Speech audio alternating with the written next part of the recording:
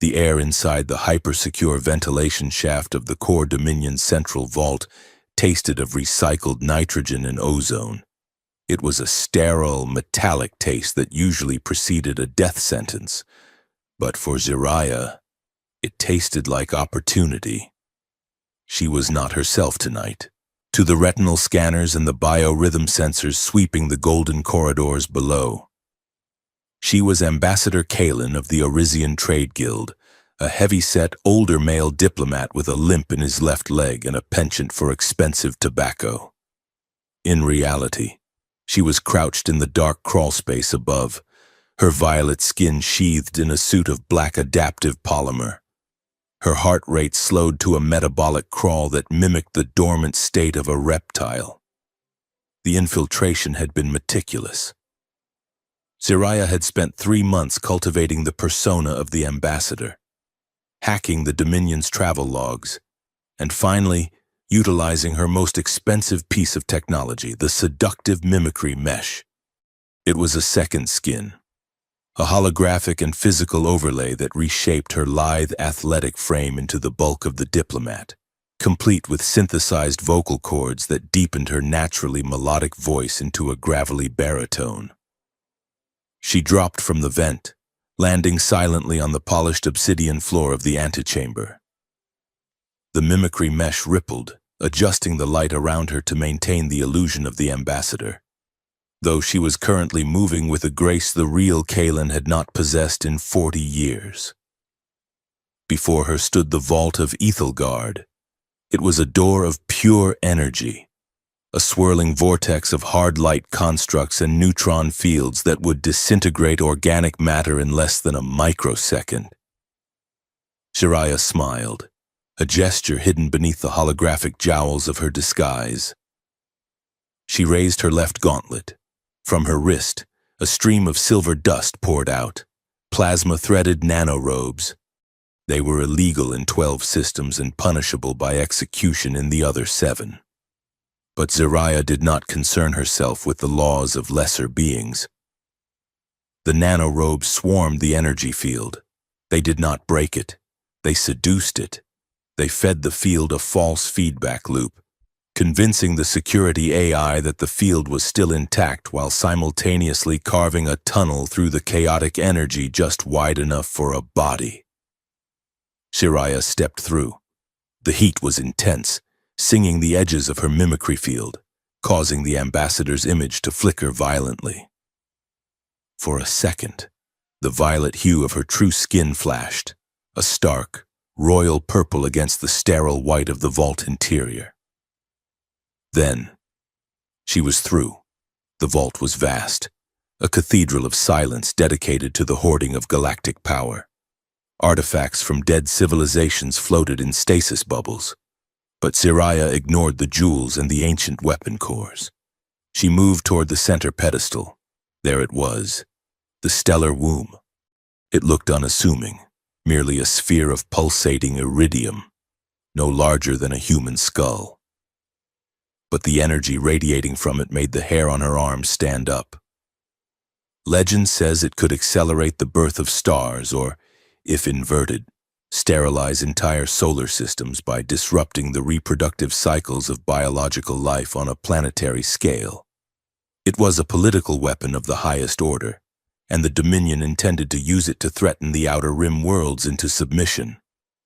Zariah reached out, her fingers tipped with sensor-dampening pads, brushed the cold surface of the sphere. "Got you," she whispered, her voice her own now, soft and melodic. She deactivated the mimicry mesh. The holographic bulk of the ambassador vanished, revealing her true form, tall, wiry, and dangerously elegant. Her violet skin seemed to absorb the dim light, marked only by the faint, luminescent tattoos of House Valara that spiraled down her left arm, marks of a royalty she had long since abandoned. She secured the stellar womb into a magnetic containment pouch at her hip. The weight of it was heavy, listening to the side, but it felt like victory. "I would put that back if I were you." The voice was deep, resonant, and unmistakably human. Jiraiya spun around, her hand instantly dropping to the pulse blaster strapped to her thigh. Stepping out from the shadows of a databank tower was a figure that looked as if it had been carved from the void itself. He was a Terran, tall and broad-shouldered, encased in armor made of matte black obsidian plates that absorbed the vault's ambient light. A tattered gray cloak hung from one shoulder, and his helmet was retracted, revealing a face that was rugged, scarred, and weary. His eyes were the color of steel, cold and calculating. Dax Carell. She recognized the armor type, customized, non-standard issue. He was a bounty hunter, a guildless operator. "You are good," Jiraiya said, her voice echoing in the vast chamber. She didn't draw her weapon yet. She needed to gauge his reaction time. "The sensors didn't pick up a heartbeat. You are running a dampener. And you are running a mimicry mesh that is about 3 versions out of date," Dax replied, his hand hovering near the heavy projectile pistol on his hip. "I tracked the energy signature of your nanorobes from the ventilation shaft. Sloppy." Jiraiya bristled. "Effective. Illegal. And dangerous." Dax took a step forward. "Hand over the womb, Jiraiya. The bounty on your head is high enough to buy a small moon, but the payout for that sphere is astronomical." "I do not care about the money," Jiraiya lied. She shifted her weight, preparing for spring. "Neither do I," Dax said. "But I care about what happens when a thief sells a planet killer to the highest bidder." "You think I plan to sell it?" she scoffed, her violet eyes narrowing. "You Terrans think so small." She moved. It was an explosion of kinetic energy. Jiraiya launched herself into the air, utilizing the low-gravity suspensors in her boots to clear the distance between them in a single bound. She drew dual energy daggers mid-air, slashing downward in a cross pattern that should have disabled his armor's power supply. But Dax was fast. Unnaturally fast for a human in heavy plating. He sidestepped with a fluidity that belied his bulk, catching her left wrist in a grip of iron. He didn't strike her. He redirected her momentum, swinging her around and slamming her into the nearest stasis pillar. The impact knocked the breath from her lungs. Jiraiya gasped, instinctively triggering her cloak. She vanished from the visible spectrum. Most opponents would panic. Dax merely tilted his head, listening. He raised his left gauntlet and fired a burst of sonic resonance. The sound wave hit Jiraiya like a physical wall, disrupting her cloak's frequency and forcing her back into visibility. She stumbled, shaking her head to clear the ringing in her ears. "Cheap trick," she hissed. "Effective," he countered, throwing her own word back at her. She charged again, this time staying low. She slid across the polished floor, sweeping his legs. Dax jumped, activating thrusters in his boots to hover for a split second, aiming his pistol directly at her head. Jiraiya rolled, coming up in a crouch, her blaster drawn and leveled at his chest. They froze. It was a stalemate, his projectile cannon against her plasma blaster. At this range, they would both die. "You cannot shoot," Jiraiya said, her chest heaving. "You will damage the artifact." "I am a marksman," Dax said calmly. "I will not miss. Try me." They held their gaze for 5 seconds. 10. The silence stretched, thick with adrenaline. Jiraiya studied his face. There was something in his eyes, not the greed of a bounty hunter, nor the fanaticism of a soldier. It was a deep, haunting exhaustion, a sorrow that mirrored the one she kept buried beneath layers of theft and cynicism. Slowly, incredibly, Dax lowered his weapon. Jiraiya blinked, confused. Her finger hovered over the trigger. "What are you doing?" Dax holstered his gun. He looked at her, really looked at her, searching her face as if trying to find an answer to a question he hadn't asked. "Go," he said. Jiraiya stood up slowly, keeping her weapon trained on him. "This is a trick. You have backup waiting outside." No backup. Just me, Dax said. His voice dropped to a rough whisper carrying across the space between them. I saw the files. Jiraiya. The real ones. Not the propaganda the Dominion puts out. She stiffened. What do you know? I know why you left House Valara, he said. The mention of her house name hit her harder than his sonic grenade. And I know you are not taking that sphere to sell it. He took a step back, opening the path to the ventilation shaft. Get out of here, before the perimeter patrols cycle back. Jiraiya hesitated. Every instinct she had honed over 5 years of life on the run screamed that this was a trap. But the look in his eyes was raw, stripped of deception. Why? She asked. Dax looked away, staring at the stasis pod where the sphere had been. Because you are not the monster they say you are. The words hung in the air, heavy and confusing.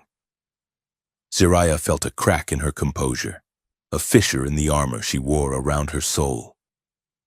She wanted to ask him more, wanted to demand to know who he was and why he looked at her as if he saw the ghost of a woman he once knew.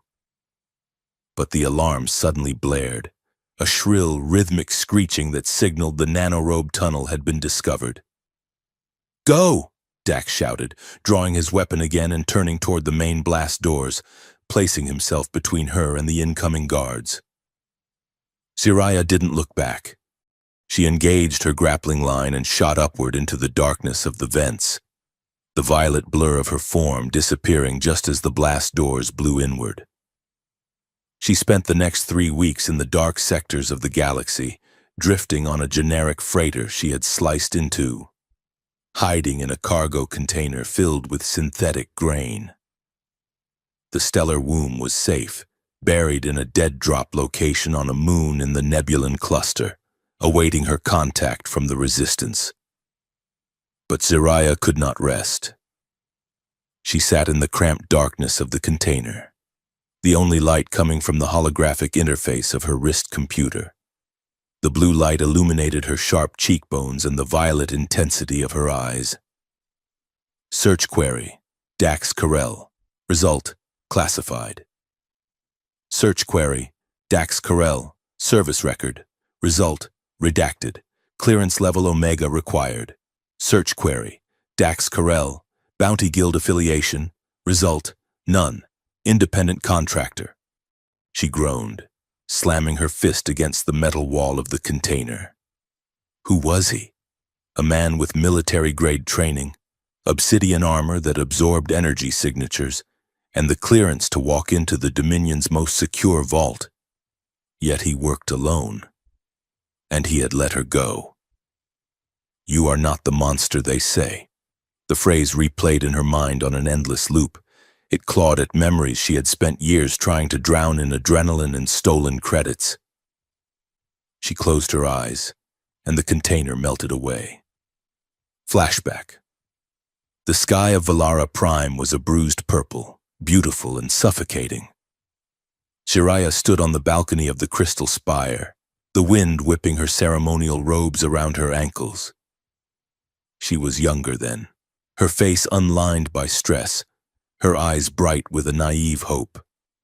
You will do this, Jiraiya, her father said. King Hovan did not shout. He never shouted. His voice was the grinding of tectonic plates, inevitable and crushing. The alliance with the warlord of Krell is the only way to secure our borders. He is a butcher, Jiraiya pleaded, turning to face the king. Her father sat on the hovering throne, his eyes milky white with the blindness that afflicted their lineage in old age. He gassed the miners of the Tartarus Belt. He enslaves sentient species for sport. If I marry him, House Valara condones his atrocities. We do what is necessary for survival, Hovan said coldly. The wedding is in 3 days.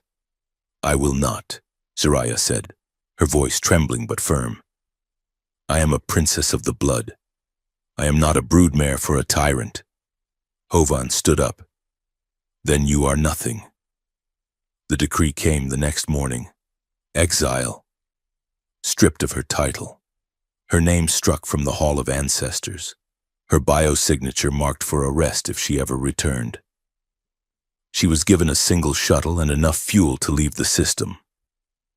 She remembered the coldness of space as she piloted the shuttle away from everything she had ever known. She remembered the rage that burned hotter than the stars outside her viewport. They called her a traitor for refusing to bet a monster. "Fine," she had whispered to the empty cockpit. "If the law protects the wicked, then I will become a criminal." She had started small, stealing rations from Dominion supply depots, then weapons, then information.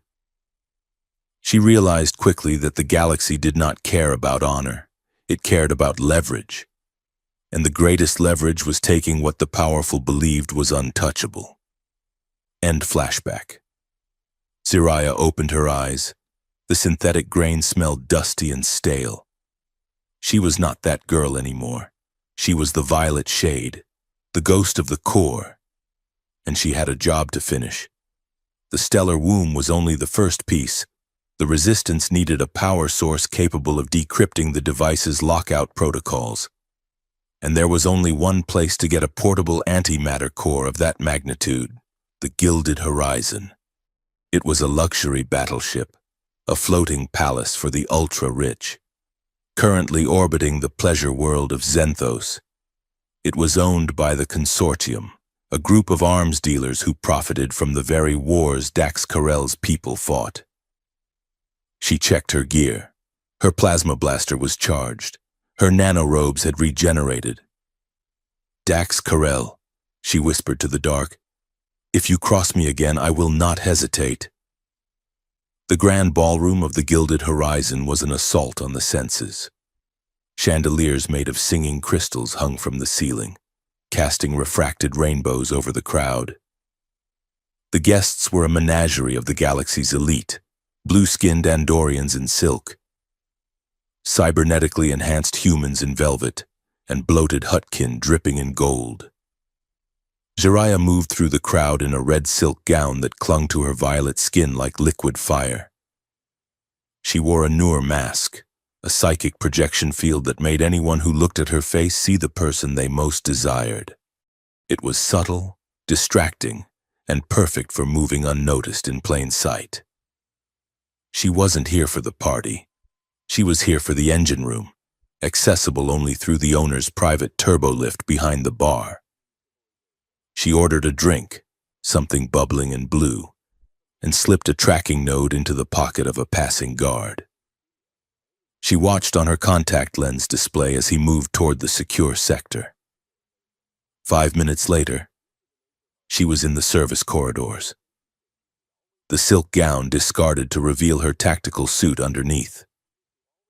She moved fast, neutralizing 2 guards with nerve pinches before they could even reach for their alarms. The engineering deck was vast, dominated by the hum of the antimatter core. It was a cylinder of glass and magnetic fields, containing a speck of antimatter suspended in a vacuum. "Too easy," she muttered, approaching the console. She began the extraction sequence. Her fingers flew across the holographic interface, bypassing firewalls with a speed that would have made a cyber warfare AI jealous. The containment unit hissed, unlocking. She grabbed the portable housing, sliding the core out of the main drive. The ship's lights flickered as the backup generators kicked in. Alarms began to wail. Zariah turned to run and slammed straight into a wall of black obsidian. She didn't need to look up to know who it was. "You are persistent," Dax Carell said. His helmet was on this time, the faceplate a smooth, opaque black visor reflecting her own shocked expression. "Get out of my way, Dax," Zariah snarled, stepping back and drawing her dual energy batons. The crackle of violet electricity filled the space between them. "I can't do that." His voice came through the helmet's modulator, distorted and mechanical. "The Consortium has authorized lethal force. If you walk out that door, the automated turrets will turn you into mist." I will take my chances. I won't let you. This time, there was no hesitation. Dax moved, and he was a terrifying force of nature.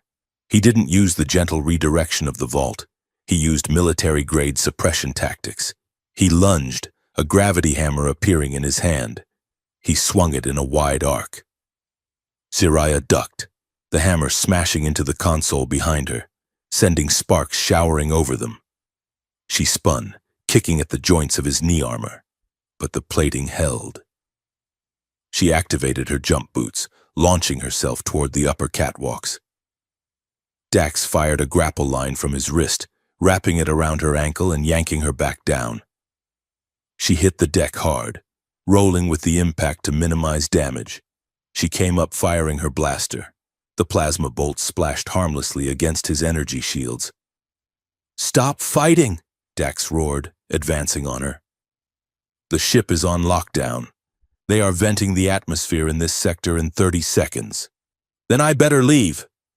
Zariah shouted back. She threw a flashbang grenade. It detonated with a blinding white light. Blinded. Dax stumbled back.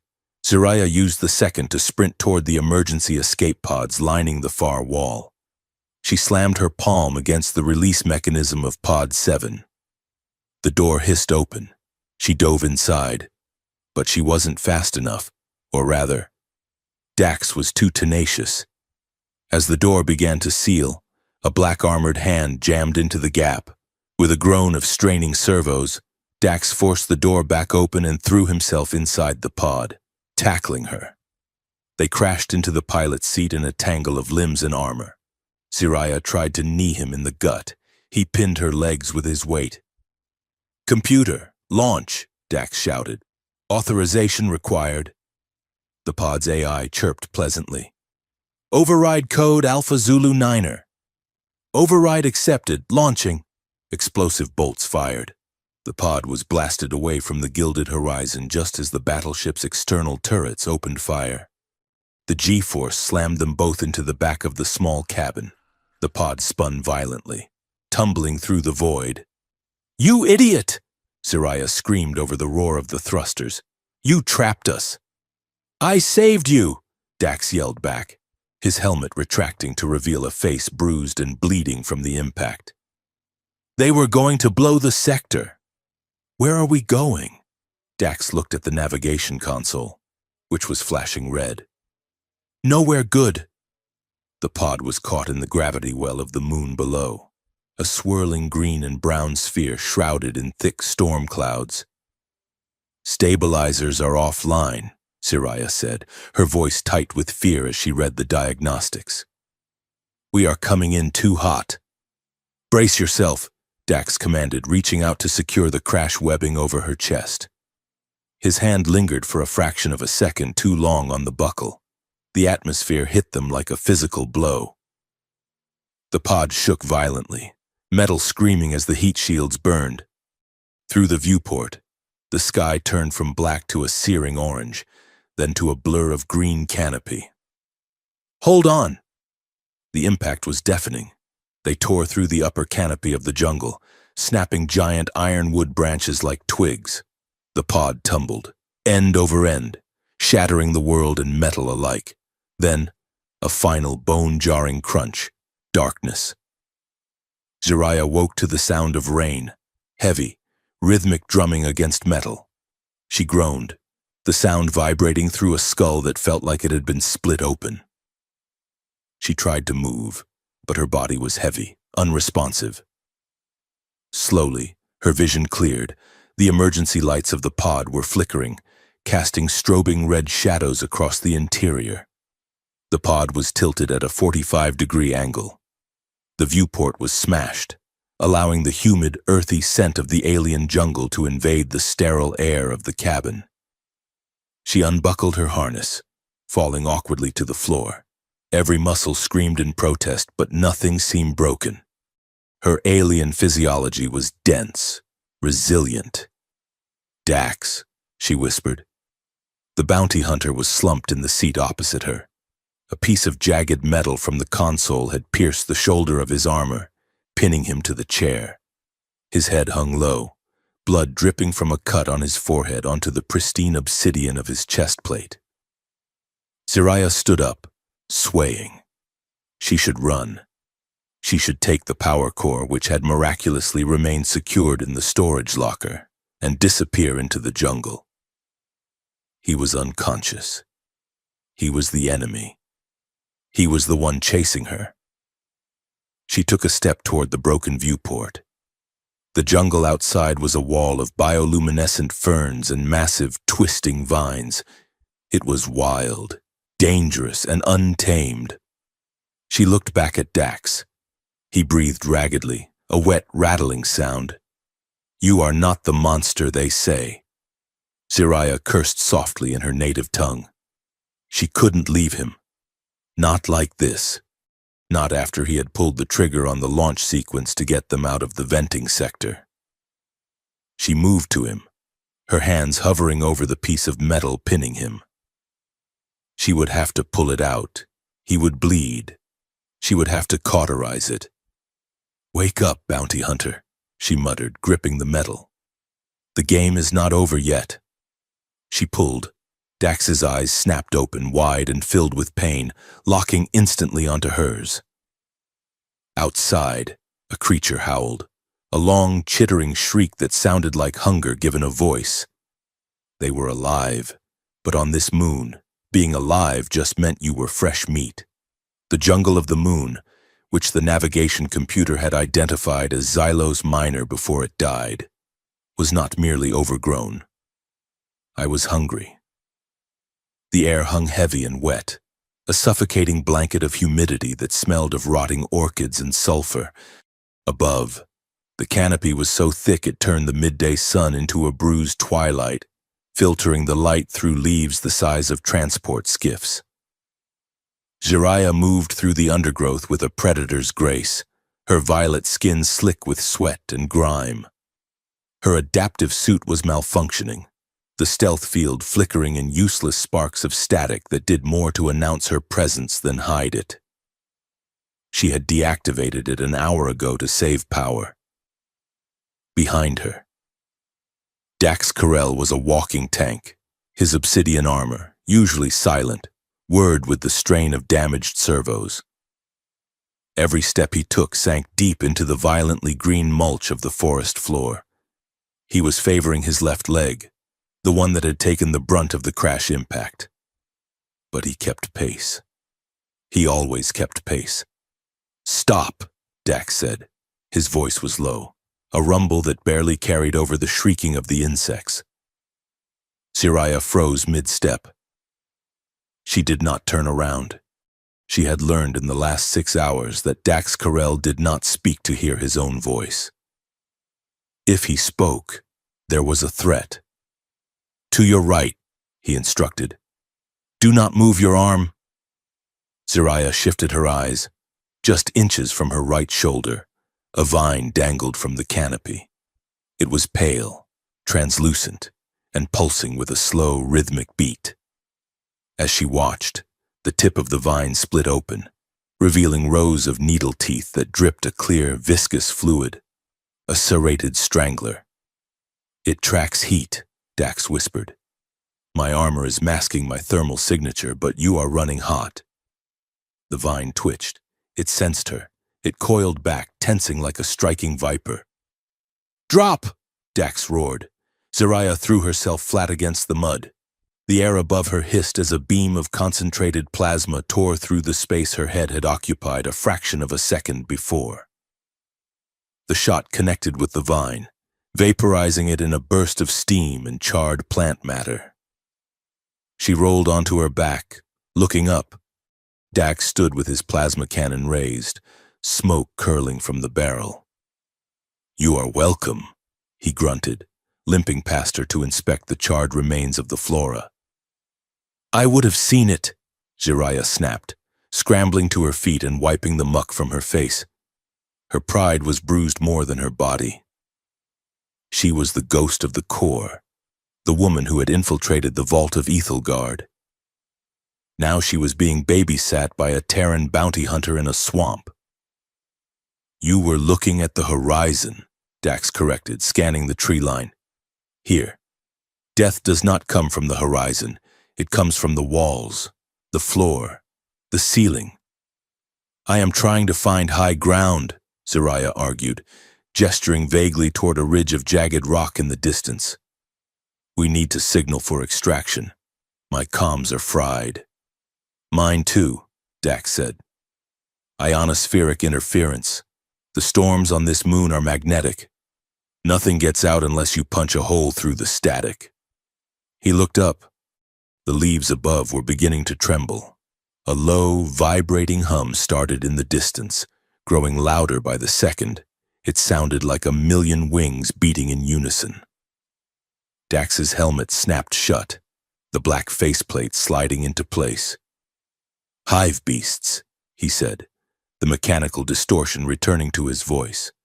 Swarms of them. They hunt during the pressure drop before the rain. Zariah pulled her dual energy batons, but the charge indicators were flashing red. She had 12% power left. Enough for a skirmish, not a war. Run, Dax commanded. They ran. It was a nightmare of tearing thorns and sucking mud. The hum behind them grew into a roar, a deafening cacophony of chitin and buzzing wings. Zariah glanced back once and saw a black cloud moving through the trees, stripping the foliage to the bark as it passed. It was a living wave of consumption. The pod! Zariah shouted, spotting the metallic glint of their crashed vessel through the trees. We have to get back to the pod. It is leaking radiation, Dax yelled, firing a suppression blast behind them to scatter the vanguard of the swarm. Better radiation than being eaten alive. They burst into the clearing where the escape pod had carved a trench into the earth. The hull was battered, scorched, and smoking, but it was intact. Zariah reached the airlock first, punching the manual override code. The hydraulics groaned, resisting. It is jammed, she screamed. The swarm broke the tree line, millions of insectoid creatures, each the size of a human hand, with mandibles that could shear through bone. Dax slammed his shoulder into the door, adding the enhanced strength of his armor to the hydraulics. With a screech of tearing metal, the door gave way. He shoved Zariah inside and threw himself in after her, slamming the emergency seal just as the first wave of insects hit the hull. The sound was like hail on a tin roof, magnified 1,000 times. The creatures clawed and bit at the reinforced transparasteel, their mandibles scraping against the glass in a frenzy. Then came the rain. It was not water. It was a chemical sluice, heavy and yellow, that fell with the weight of stones. As it hit the hull, the scratching of the beast stopped, replaced by the sizzling hiss of acid eating away at the organic matter outside. The swarm died in seconds, dissolved by the storm. Inside, the silence that followed was heavy and intimate.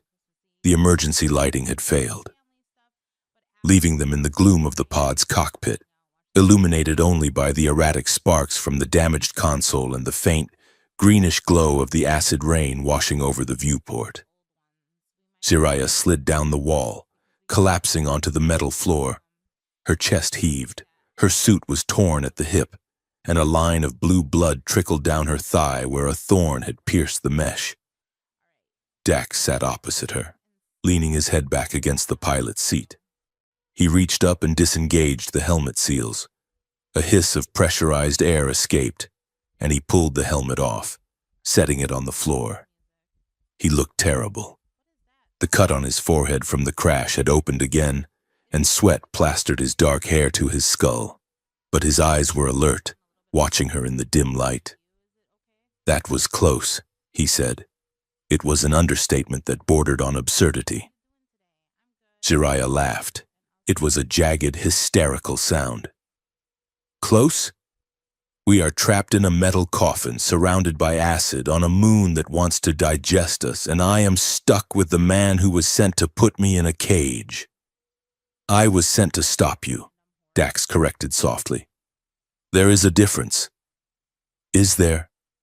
Zariah looked at him, her violet eyes piercing in the gloom.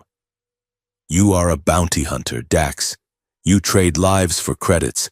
Do not pretend to be noble. Dax did not rise to the bait. He began unlatching his chest plate. The armor came off in sections, revealing a black undersuit beneath. He winced as he moved his shoulder. Let me see that, Zariah said, her tone shifting from hostile to practical. She crawled across the small space between them. I am fine, Dax grunted, trying to wave her away. You are bleeding on the deck plating, Zariah said. And if you get an infection and die, I will be too weak to drag your heavy corpse out of here. She pushed his hand away and inspected the wound on his shoulder. It was deep, an ugly gash from the crash. She reached into her belt pouch and pulled out a small canister of biogel. It was stolen, naturally. High-grade medical adhesive from the Dominion. This will sting, she warned. She applied the gel. Dax hissed through his teeth, his muscles seizing under her touch. His skin was hot, feverishly so, contrasting with the cool, smooth texture of her own hands. You have good hands, Dax murmured, his voice strained. For a thief. I was not always a thief, Zariah said quietly. She finished sealing the wound and sat back on her heels, but she did not move away. They were close now, the cramped space of the pod forcing their knees to touch. I know, Dax said. He looked at her, his gaze tracing the faint, luminescent tattoos on her arm. House Valara, the Royal Exiles. Zariah stiffened. You read the file. Congratulations. The file said you were a spoiled princess who threw a tantrum because she did not want to get married, Dax said. It said you stole the crown jewels and ran away to play pirate. The file is a lie, Zariah whispered. The anger drained out of her, leaving only a hollow ache, the darkness of the pod, the rhythm of the acid rain, the smell of ozone and sweat. It stripped away her defenses. She looked at her hands. I did not leave because I was spoiled. I left because I was alone. Dax waited. He did not push. He simply existed in the space with her, a solid, anchoring presence. My father. He was a great king once, Zariah continued, her voice barely audible. But when he went blind, the court consumed him. The advisors, the generals. They whispered in his ear. They told him I was weak, that I was too soft to rule. They isolated me. For 3 years before the exile, I did not speak to another living soul who was not a servant paid to spy on me. She looked up at Dax. I stole the jewels not for greed. I stole them so they would look at me, so they would have to acknowledge that I existed, even if it was as a criminal. Dax's expression softened. The steel in his eyes melted into something tragic. Loneliness is a powerful motivator, he said. He reached into his undersuit and pulled out a small, battered metal flask. He took a sip and offered it to her. Zariah took it. It was strong liquor, burning all the way down. And you, Dax Carell, what motivates you? Money? Glory? Dax took the flask back. He stared at the dented metal surface. Penance. For what? For being on the wrong side, he said. My wife, her name was Alara. She was a medic in the Terran Relief Corps. Zariah felt a chill that had nothing to do with the cold. Was? She died 4 years ago, Dax said. In the Krell Wars. Zariah stopped breathing. The Krell Wars. The conflict her father had tried to marry off to end. The war her family's wealth had secretly bankrolled to destabilize the region for profit. She was in a field hospital on Caliban 4, Dax continued, his voice devoid of emotion, which made it terrifying. The bombardment leveled the city. The munitions used. They were Valara manufactured. Plasma incendiaries. They do not just kill. They erase, He looked at Siraya. I spent 2 years hunting down the commanders who ordered the strike. Then I realized they were just pulling triggers. The money, the weapons. It came from the top. From my people, Siraya whispered. She felt sick. Dax, I know it wasn't you, Dax interrupted. I know you left. I know you fought against the marriage to the warlord of Krell. I saw the redacted logs. He leaned forward. The space between them seemed to vanish. The air was charged, electric with the tension of survival and the weight of shared ghosts. That is why I let you go in the vault, Dax said. Because when I looked at you, I didn't see the enemy. I saw the only person in that room who hated the war as much as I did. Siraya's heart hammered against her ribs. She reached out, her fingers brushing the scar on his cheek. It was an impulsive gesture, born of a need to bridge the chasm of guilt between them. I am sorry, she said. Don't be, Dax whispered. He turned his face into her hand. The stubble on his jaw scraped her palm. The sensation sent a jolt of heat through her that made her breath hitch. He looked at her, his eyes searching hers. There was hunger there, yes, but also a profound recognition. 2 exiles, 2 ghosts haunting the wreckage of their own lives. Siraya leaned in. She didn't think. She just moved. Dax met her halfway. The kiss was not gentle. It was desperate. It tasted of blood and old liquor and rain. It was the collision of 2 stars, raw and terrified and undeniable. Dax's hand came up to tangle in the hair at the nape of her neck, pulling her closer. Siraya's hands gripped his shoulders, anchoring herself to him as if the gravity of the moon had suddenly failed. He groaned low in his throat, a sound of surrender. Siraya moaned against his mouth, the sound vibrating through her chest. The pain of her injuries faded, replaced by a white-hot urgency. For a moment, there was no war, no bounty, no stellar womb, just the heat of his skin and the desperate affirmation of life in the face of death. They broke apart slowly, foreheads resting against each other, breathing the same recycled air. This complicates things, Dax whispered, his thumb tracing the line of her jaw. Yes. Siraya agreed, her eyes closed. It does. They fell asleep like that, entangled in the cramped darkness, while the acid rain tried to dissolve the world outside. Morning arrived with a harsh, blinding light that cut through the shattered viewport. The storm had passed, leaving the sky a brilliant, polished turquoise. Siraya woke up first. For a second, she felt safe. She was warm, curled against a hard chest, a heavy arm draped protectively over her waist. Then memory rushed back. The crash, the beasts, the kiss. She froze. The reality of her situation crashed down on her. She was Jiraiya Valara, the galaxy's most wanted thief.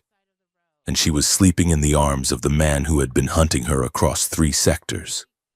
Complication was not the word. It was a disaster. She carefully extricated herself from Dax's grip. He grumbled in his sleep but did not wake. She moved silently to the far side of the pod, checking her gear. Her wrist computer flickered to life. Diagnostic complete. Stealth field, irreparable. Weapon systems critical. Navigation offline. Distress beacon, destroyed. She cursed silently. She was grounded, blind, and defenseless. She looked at Dax. He was stirring now, the soldier in him sensing the change in the atmosphere. He sat up, rubbing his face. The vulnerability of the night before was gone, replaced by a guarded wariness. You are checking the exits, Dax said, his voice rough with sleep. Habit, Siraya said, strapping her useless blaster back to her thigh. The rain has stopped. We need to move.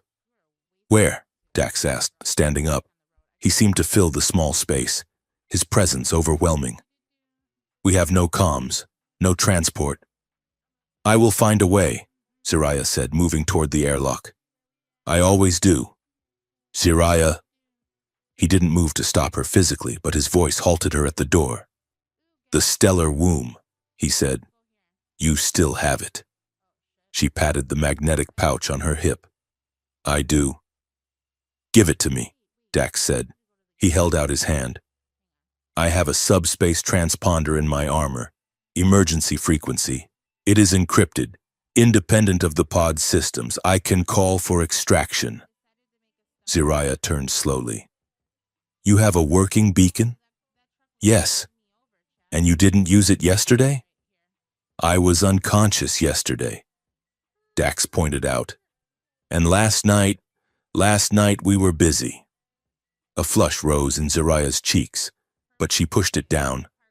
"So, this is the deal. I give you the most powerful weapon in the galaxy, and you give me a ride to a prison cell?" "I give you a ride to safety," Dax said. "I can protect you. If you turn the womb over to the Terran Command, they will grant you amnesty. We can work something out." "Amnesty?" Zariah laughed bitterly. "You think I stole this for myself? You think I want to be a warlord?" "Then tell me," Dax shouted, stepping forward. "Tell me why you have it. You said you are not a monster. To prove it." Zariah looked at him. She saw the desperation in his eyes. He wanted to believe her. He needed to believe her, to justify what had happened between them. She made a decision. "It is not a weapon of war, Dax," she said, her voice trembling with the weight of the truth she had carried for months. "At least, not the way you think. The stellar womb controls birth rates. It was designed to stabilize populations on terraformed worlds." "I know what it does," Dax said. "Do you know who wants it?" Zariah asked. "Not the Dominion. They are just the keepers. The buyer is a shadow faction within House Valara. My cousin, Viraya." Dax's eyes narrowed. "Viraya Valara, the philanthropist, the butcher," Zariah corrected. "She believes the galaxy is overpopulated, that resources are too scarce for the lower species. She intends to reverse the polarity of the womb. She wants to install it on a stealth ship and orbit the planets of the outer rim, the slums of the galaxy. She will sterilize them, entire species. Dax, wiped out in a single generation. No war, no bombs, just silence." Dax went pale. He looked as if he had been punched in the gut. He staggered back, leaning against the console. "The Outer Rim," he whispered. "Project Silent Dawn." Zariah stared at him. "How do you know that name?" Dax looked up, and the horror in his eyes was absolute. 3 years ago, before I went independent, I took a contract, security escort for a Valara scientific convoy. They were delivering atmospheric processors to the colony on Agrion 5. He swallowed hard. 6 months later, the colony collapsed. 0 birth rate. They said it was a virus, a tragic anomaly. He looked at Zariah, his voice breaking. "I delivered the prototypes. I helped them test the delivery system. I didn't know. God, I didn't know." Zariah felt a wave of nausea. He had been a pawn, just like her father. But he had been there. He had helped build the nightmare she was trying to dismantle. "You helped them," she whispered. She backed away toward the open airlock. "I didn't know," Dax pleaded, reaching out to her. "Zariah, please, we can stop them. Together. I have the beacon. We call it the Terran Command. We expose Viraya." "Terran Command?" Zariah shook her head.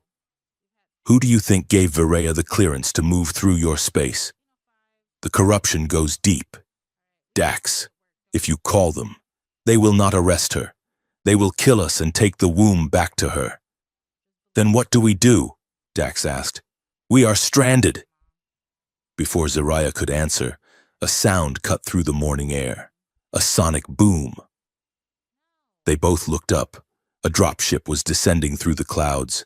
It was sleek, silver, and unmarked. Mercenaries. They tracked the pod's distress signal before it died, Dax said, reaching for his plasma cannon. They are coming for the bounty. Or for the womb, Jiraiya said.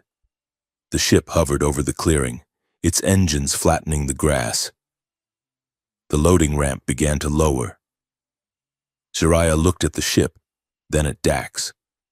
She looked at the man who had kissed her with such desperation, the man who shared her guilt, the man who had unknowingly helped kill a world. She could not trust him, not with this. The stakes were too high.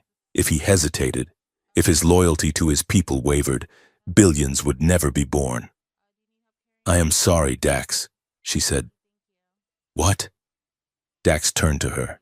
Jiraiya moved. She didn't use a weapon. She used a nerve strike she had learned from the monks of the Nebulon Drifts. She drove her fingers into the pressure point at the base of his neck, right where the armor had been removed. Dax's eyes went wide. He tried to speak, but his body collapsed, paralyzed. He fell to his knees, then slumped forward onto the metal deck.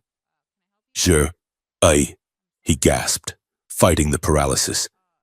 I cannot risk it, Jiraiya said, tears stinging her eyes. I have to finish this alone. She knelt beside him. His eyes were terrified, pleading. She reached into the hidden compartment of his armor and pulled out the subspace beacon he had mentioned. I will come back for you, she promised, though she didn't know if she could keep it. When it is done, she leaned down and kissed his forehead. Forgive me. She stood up and sprinted out of the pod. The dropship touched down. A squad of armored mercenaries poured out, weapons raised. Secure the target, the leader shouted. Jiraiya didn't fight. She raised her hands, the stellar womb hidden in her pouch, the beacon clutched in her palm. I surrender, she shouted, walking toward them. Take me to the pilot. I have a counteroffer. As they grabbed her, dragging her up the ramp, she looked back. Through the open door of the pod, she saw Dax lying on the floor, unable to move, watching her leave him behind. The ramp closed, the ship ascended, and Jiraiya was alone again. The rain on Alaris Prime did not wash the city clean. It merely made the grime slicker, turning the neon-drenched streets into rivers of oily, iridescent light. Jiraiya stood on the gargoyle-lined cornice of the core treasury, 70 stories above the sprawling metropolis. The wind whipped her cloak around her legs, but she was immovable, a statue carved from violet stone and regret. It had been 3 weeks since she had left Dax Carell paralyzed on the floor of a shattered escape pod. 3 weeks of running, of sleeping in cargo holds, of waking up with his name on her lips only to swallow it down with stale water and bitter resolve. She checked her wrist comp. The Treasury's shift change was in 45 seconds. She was not here for credits. The core treasury held something far more valuable than gold bars or credit chits. It was the central repository for the Dominion's shadow ledger, the off-book transactions that kept the galaxy's bureaucracy greased and its secrets buried. Time to move, she whispered to herself. She dropped. The freefall lasted 4 seconds before her mag grapples fired, latching onto the magnetic rails of the service elevator shaft. She halted with a bone-jarring jerk, then sliced through the maintenance hatch with a laser cutter. She was inside. The infiltration was surgical. Jiraiya moved through the server farm like a ghost, bypassing thermal sensors and logic gates with the ease of someone who had been doing this since she was old enough to walk. She reached the primary terminal, a monolith of black glass humming with the data of 1,000 worlds. She jacked in. Her interface decoded the encryption, sifting through terabytes of useless bureaucracy until it hit the flagged keywords. Project Silent Dawn, Valara, sterilization. The data stream opened, and Zariah felt the blood drain from her face. It was worse than she had thought. It was not just a rogue faction. The files detailed a tripartite agreement. The Dominion High Council was providing political cover and legal immunity. The Terran Command, Dax's people, were supplying the logistics and the heavy cruisers to enforce the blockades. And House Valara, her own blood, was providing the technology, the stellar womb. They were not just targeting the outer rim. They were redrawing the genetic map of the galaxy. They called it the Great Pruning, a plan to sterilize the lower 50% of the galactic population to ensure resource abundance for the elite. Monsters, Zariah hissed, copying the files to a biodrive. You are all monsters. She pulled the drive, the data searing itself into her pocket's memory core. She turned to leave, her mind racing with the magnitude of the betrayal. She had to get this to the free press. She had to. You are favoring your left leg again. The voice came from the darkness of the server aisle, deep and resonant, vibrating through the hum of the machines. Zariah froze. She knew that voice. It had haunted her dreams for 21 nights. She spun around, her hand flying to the plasma pistol at her hip. Dax Carell stood 10 feet away, leaning casually against a cooling unit. He looked different. The pristine obsidian armor was gone, replaced by a battered slate-gray tactical flight suit that had seen better decades. He held no weapon. His helmet was clipped to his belt, revealing a face that was gaunt, unshaven, and weary. Dark circles bruised the skin beneath his eyes. Dax, she breathed. Her grip on the pistol wavered. How did you find me? You stole my beacon, Dax said, his voice devoid of anger, which was somehow worse.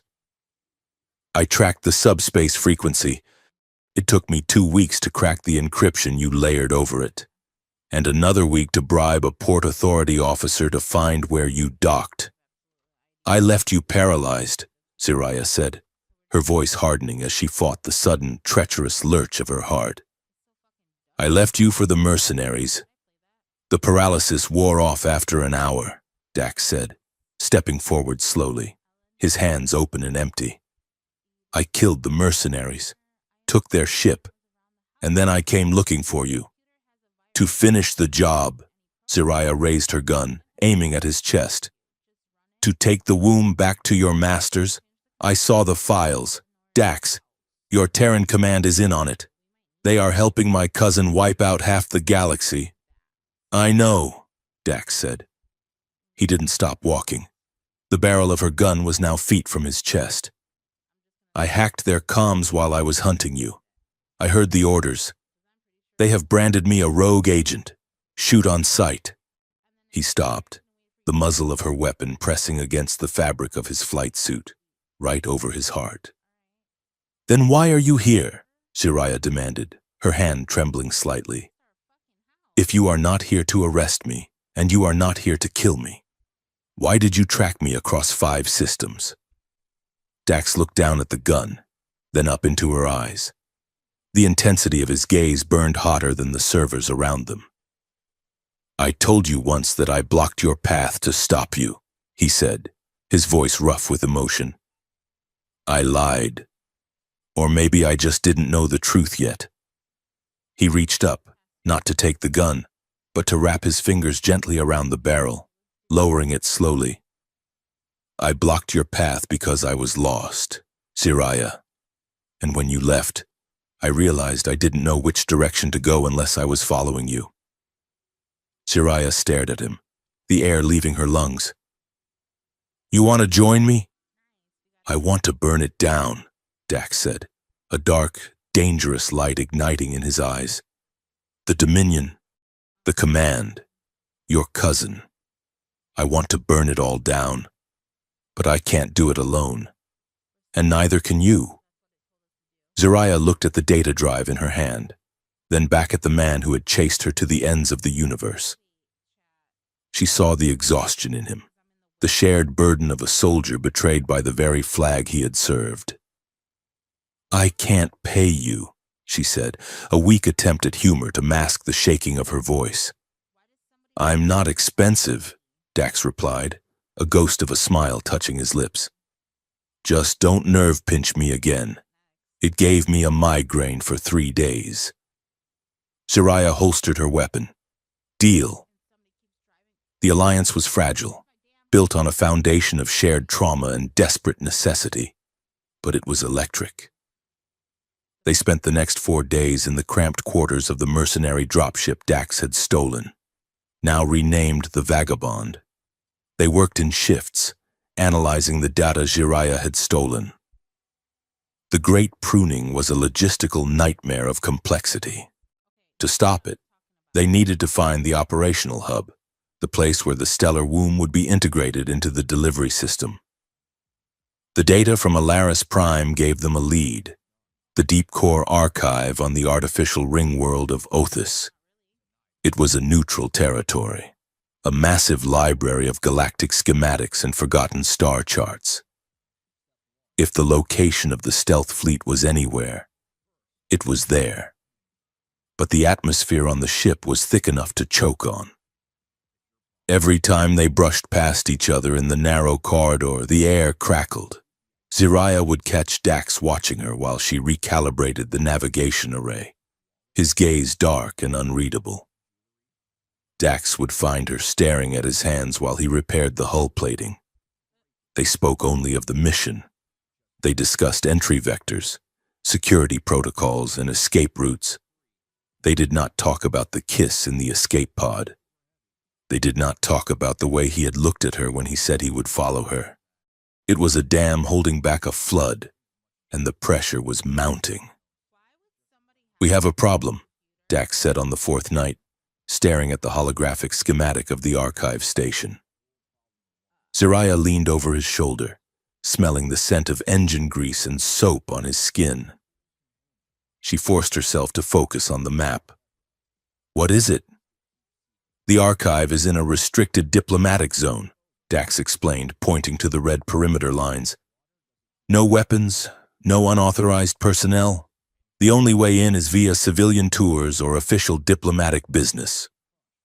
"I can forge diplomatic credentials," Jiraiya said. "I still have the codes from the ambassador disguise."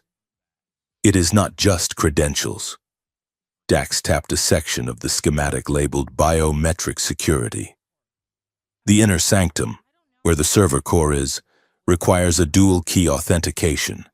It is designed for mated pairs. The Othesians believe that truth is found in unity. To access the core, 2 individuals must enter the scanning chamber and synchronize their biorhythms to a level that indicates extreme emotional or familial bond." Jiraiya stared at the screen. "You have to be joking. We have to hold hands to open the door?" "More than that," Dax said, his voice tight.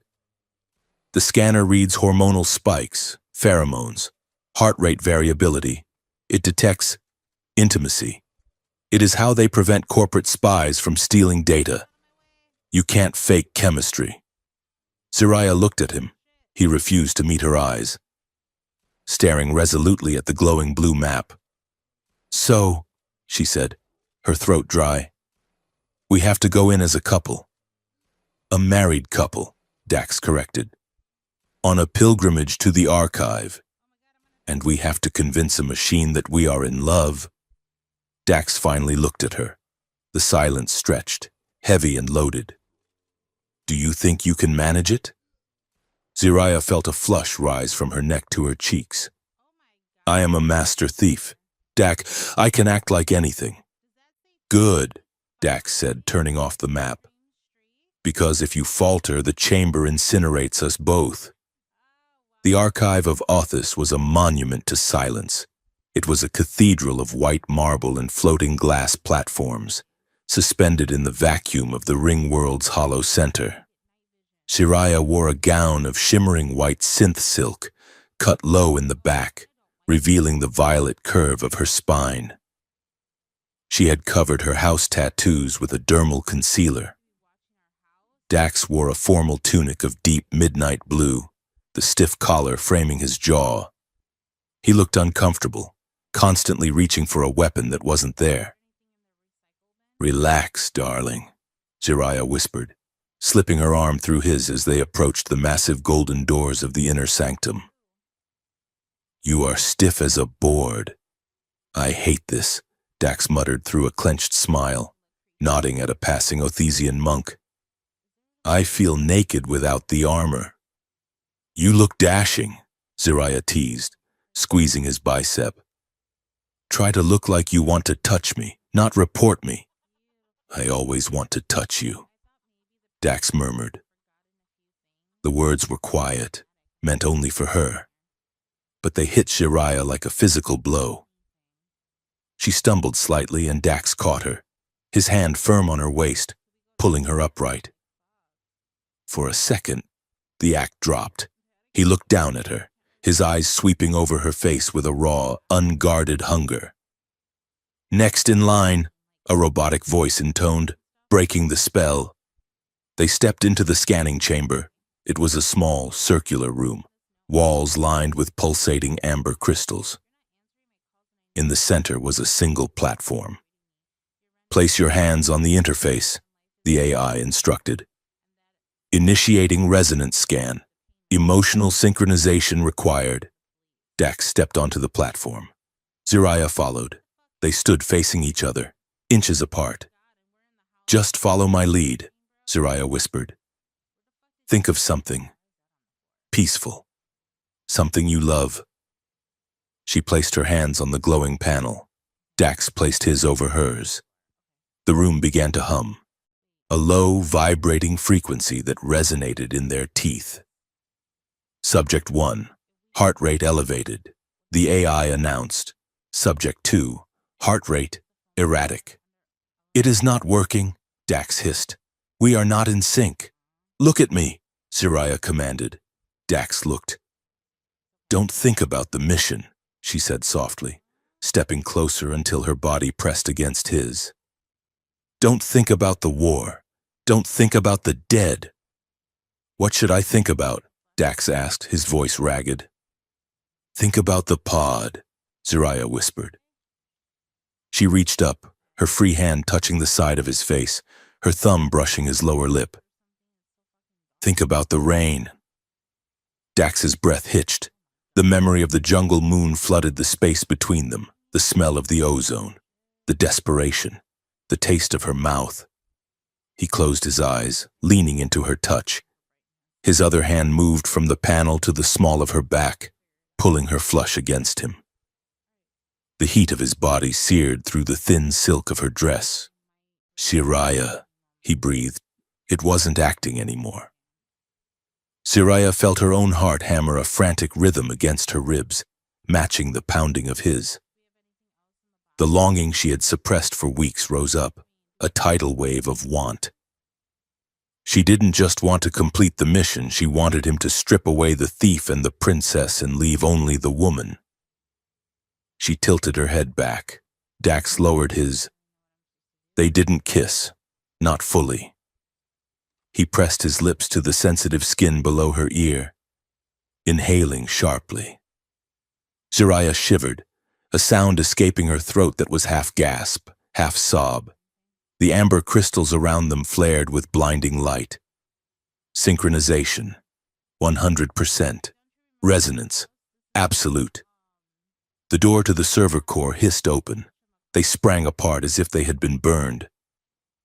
Jiraiya backed away, her chest heaving, her skin flushed a deep, bruised purple.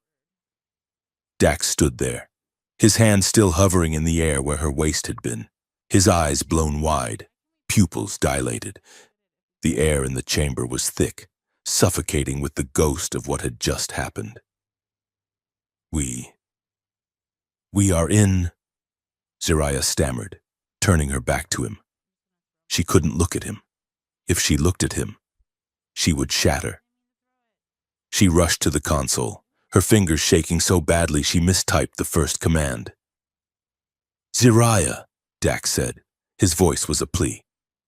"Don't," she said sharply, typing furiously.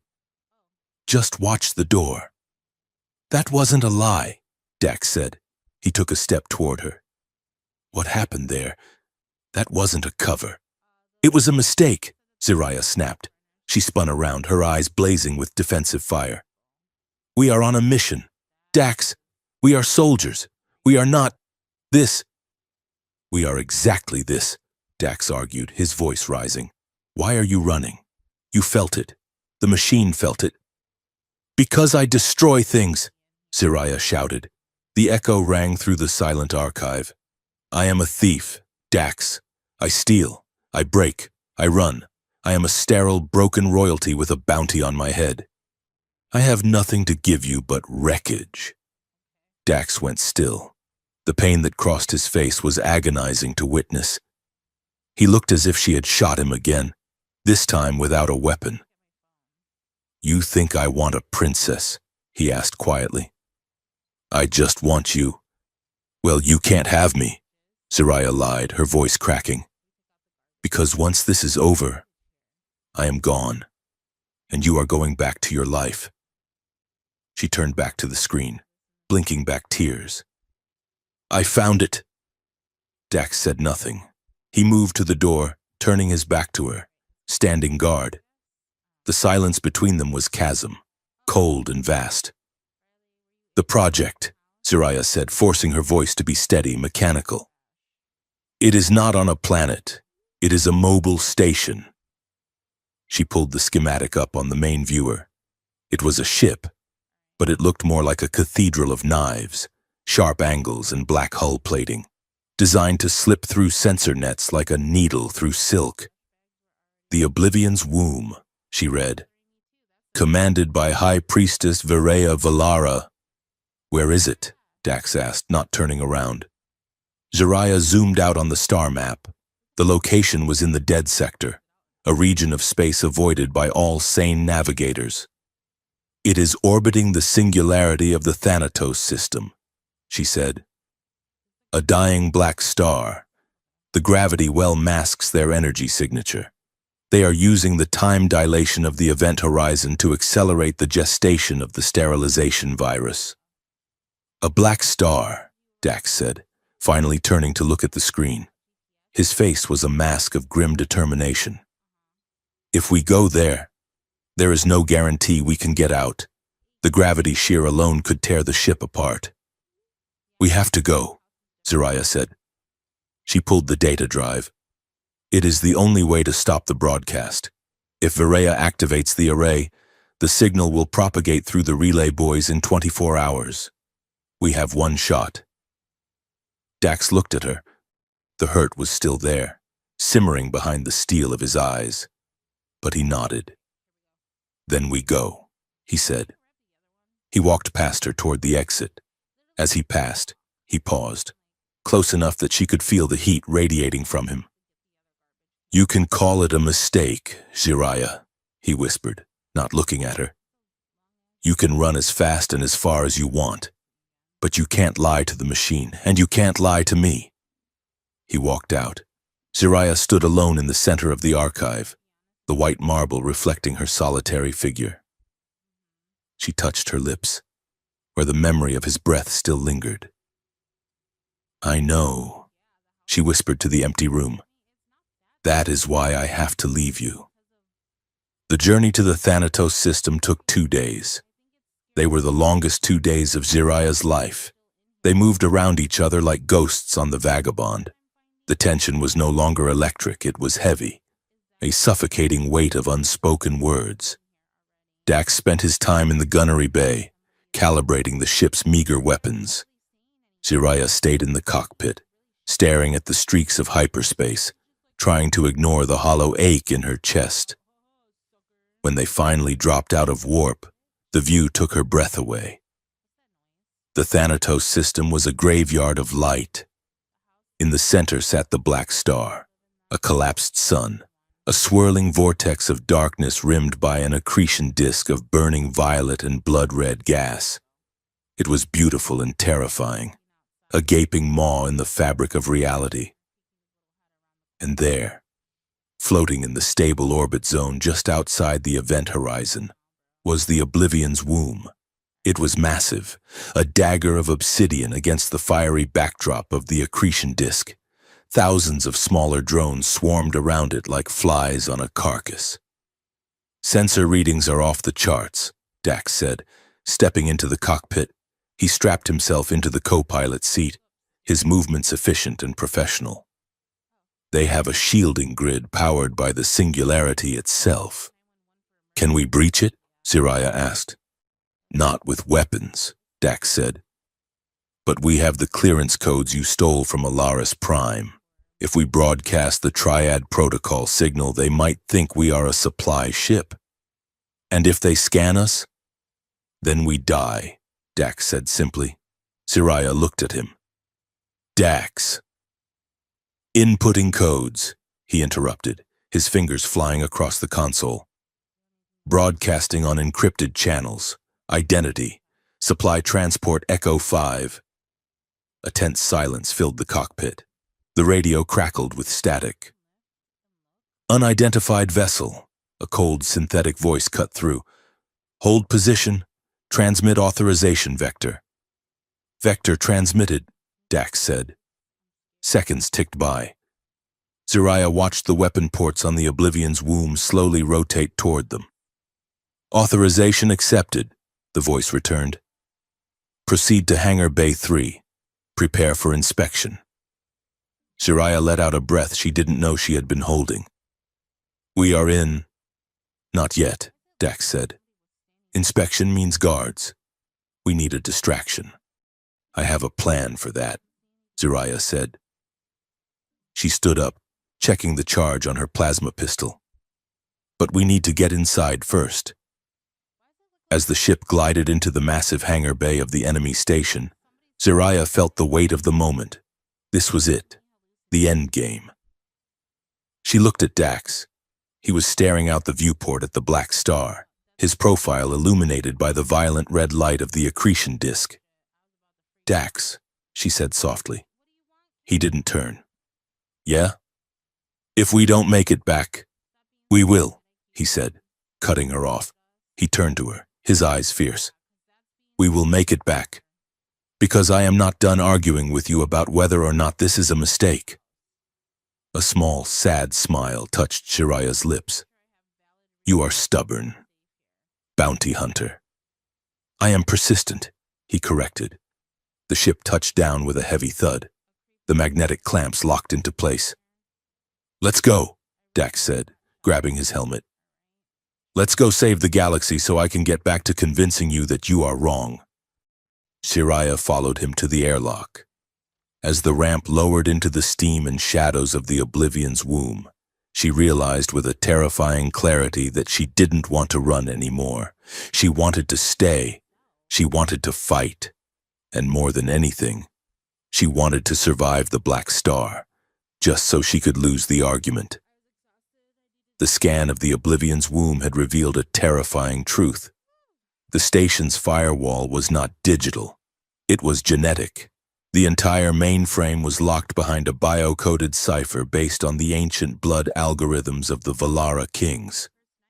Hacking it from the outside was impossible. They needed the prime key, a sequence of ancestral DNA data that existed in only one place in the galaxy, Valara Prime. They had retreated from the Black Star, jumping through hyperspace to the ruins of Zariah's homeworld. Now, the wind on Valara Prime howled like a grieving widow, tearing through the shattered spires of what had once been the Golden City. Zariah stood at the edge of the Royal Plaza. The violet sky was choked with ash clouds, the result of the civil war that had followed the exile of the royal family. The once gleaming crystal towers were jagged teeth against the horizon, overgrown with black ivy and scorched by plasma fire. "It is quiet," Dax said, standing beside her. He held a kinetic rifle, scanning the rubble with professional paranoia. "Too quiet for a dead world." "It is not dead," Zariah murmured, pulling her hood tighter against the acidic wind. "It is just broken, like everyone who ever lived here. She led him through the debris, moving toward the Undercroft, the subterranean bunkers where the remnants of the Royal Archive were rumored to be hidden. They needed the codes. Without them, the Oblivion's womb was an impenetrable fortress, and the sterilization signal would launch in less than 48 hours. The descent into the Undercroft was a journey into the dark heart of her past. The air grew stale, smelling of damp stone and old regrets. They bypassed the rusted blast doors, Jiraiya using a bypass chip she had jury-rigged on the ship. Inside, the darkness was absolute until Dax cracked a glow rod. The blue chemical light revealed a throne room that had been converted into a hovel. Tattered tapestries hung from the ceiling, and piles of scavenged tech littered the floor. In the center of the room, sitting on a crate that served as a mockery of a throne, sat an old man. His robes were threadbare, stained with oil and dust, but he sat with a spine of steel. His eyes were milky white, staring sightlessly into the dark. "I wondered when you would return, daughter," the old man rasped. His voice was dry, like shifting sand. Jiraiya froze. "Father," King Hovan Valara did not move. "You smell of off-world ozone and fear, and you brought a Terran." Dax stepped forward, his hand resting near his holster but not on it. "We need the override codes, Hovan. Viraya is going to wipe out half the galaxy." "Viraya," the king spat the name. "My niece has always lacked vision. She mistakes slaughter for order." "She is using your tech," Jiraiya said, her voice hard, fighting the tremor in her hands. "She is using the womb. I need the prime key to stop her." "The key," Hovan mused. He gestured vaguely to a heavy durasteel terminal embedded in the far wall. "It is there. Take it. It is of no use to a blind king in a city of ghosts." Jiraiya moved toward the terminal. She didn't look at her father. She couldn't. The sight of him, ruined, isolated, ruling over nothing but dust, was a mirror she didn't want to look into. As she began the decryption sequence, her fingers flying over the keys, Dax remained by the king. "You are a soldier," Hovan said, tilting his head toward Dax. "I can hear the weight of the armor you usually wear, even when you are not wearing it. The way you walk, heavy, burdened." "I am a bounty hunter," Dax corrected. "No," Hovan shook his head. "You are a protector. I can smell the loyalty on you. It is a rare scent in this system." Dax looked at Jiraiya's back as she worked. "She saved my life." "And you saved hers?" Hovan asked. He leaned forward, his blind eyes fixing unnervingly on Dax's face. "Listen to me. Terran, Jiraiya is like a diamond. She is hard, sharp, and she shines brightest when you put her under pressure, but diamonds shatter if you strike them wrong." "She is the strongest person I know," Dax said quietly. "She pretends she does not need saving," the king whispered, his voice dropping so Jiraiya wouldn't hear over the hum of the terminal. "That is how she survives. She wraps herself in that thief's cloak, in the legend of the violet shade. Because if she stops running, she will have to feel the weight of what she lost. Protect her, Terran, not from the blaster bolts. She can dodge those. Protect her from the silence." Dax felt a tightness in his chest. He looked at the woman hacking the console, the curve of her shoulders, the fierce concentration in her posture. "I will," Dax promised. "Got it," Jiraiya announced. She pulled a data spike from the console.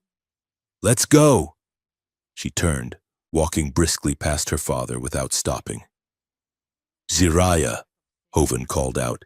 She paused at the blast doors, her back to him. "Do not let the stars go out," the king said. Jiraiya stood there for a heartbeat, her hand gripping the cold metal of the doorframe. "Goodbye, father." She walked out into the dark, and Dax followed, leaving the blind king to his empire of dust. The storm outside had worsened. They couldn't make it back to the ship. The atmospheric electrical discharges were grounding all flight systems within 50 kilometers. "We have to wait it out," Jiraiya shouted over the wind. "There is a cave system in the northern cliffs. We can shelter there." They scrambled up the treacherous rock face, slipping on wet shale, until they found the fissure in the cliff. It opened into a deep, limestone cavern, insulated from the howling gale outside. It was not dark. The walls were lined with bioluminescent fungi, massive shelf mushrooms that glowed with a soft, pulsing teal light. It turned the cave into a sanctuary, a quiet underwater world away from the war and the ruins. They set up a small camp. Dax checked the charge on the weapons while Jiraiya sat near the entrance, watching the storm rage. She was shivering, not from cold, but from the aftershocks of the encounter in the Undercroft. Dax watched her. He saw the way her hands shook as she tried to rebraid her wet hair. He remembered the king's words. Protect her from the silence. He walked over and sat beside her. He didn't speak. He just offered his presence, a solid wall against the wind. Jiraiya turned to look at him. The teal light of the fungi reflected in her violet eyes, making them look like galaxies. She looked at his hands, scarred, rough, capable of violence but currently resting gently on his knees. "My father was right," she said softly. Dax looked at her. "About what?" "About you," she said. "You carry the weight of the world, Dax Carell, but you do not let it crush you." "It crushed me for a long time," Dax admitted, "until I found something worth carrying it for." The air in the cave shifted, the tension that had been building between them for weeks, through the heist, the crash, the fake marriage in the archive, suddenly snapped. Jiraiya reached out. Her fingertips grazed the stubble on his jaw, tracing the line of the scar that ran down his neck. "Dax," she whispered. She kissed him first. It wasn't like the kiss in the escape pod, which had been desperate and frantic. This was slow. It was a question, a surrender. Dax made a low sound in his throat and turned into her, his arms wrapping around her waist to pull her onto his lap. He kissed her back with a reverence that stole the breath from her lungs. His hands moved over her, not grabbing but mapping, learning the curve of her spine, the strength in her shoulders, the softness of her waist. He laid her back on the bed of moss and thermal blankets. The glowing fungi cast long, dancing shadows over their skin as they shed the layers of armor and flight suits. When his skin touched hers, Jiraiya gasped. He was warm, solid, real. He made her feel anchored in a universe that had spent years trying to drift away. "You are beautiful," Dax whispered, his voice rough with emotion. He kissed the hollow of her throat, the tattoos on her arm, the scar on her hip. "Jiraiya, you are everything." For the first time since her exile, Jiraiya didn't feel like a thief. She didn't feel like a ghost. She felt alive. She felt wanted, not for her title or her bounty, but for the woman beneath the violet skin. They moved together in the quiet light, a slow, rhythmic worship of each other's bodies. It was a claiming, a binding of souls in the dark. When the release came, it was a shattering of the walls she had built, leaving her raw and open and terrified. Afterward, the silence returned, but it was softer now. They lay tangled together under the thermal blanket, Dax's arm serving as her pillow. Jiraiya traced patterns on his chest, staring up at the stone ceiling. The euphoria of the moment began to fade, replaced by the cold, creeping dread of her secret, the one truth she had never spoken aloud. The truth that made this beautiful, fragile thing between them feel like a tragedy waiting to happen. She pulled away slightly, sitting up. Jiraiya? Dax sat up with her, his hand resting on her bare back. What is it? I have to tell you something, she said, her voice trembling. Before we go any further, before we save the galaxy. Dax waited. He didn't push. Jiraiya wrapped her arms around her knees, pulling them to her chest. You know I refused to marry the warlord. You know I was exiled. But the House Valara. They did not just discard me because I was disobedient. They discarded me because I was broken. She took a shaky breath. The Valara bloodline is everything to them. It is how they control the tech, the vaults, the politics, and when I was 18, the court physicians did the fertility scans. They found a genetic anomaly. She turned her head, looking at Dax with eyes full of tears. I am infertile. Dax, I can never carry a child. To my father's counsel, that made me useless. A dead branch on the family tree. Even if I had agreed to the marriage, they would have eventually cast me out. She looked down at her hands. That is why I fight so hard against the stellar womb. Because I know what it feels like to be told your existence is wrong because of your biology.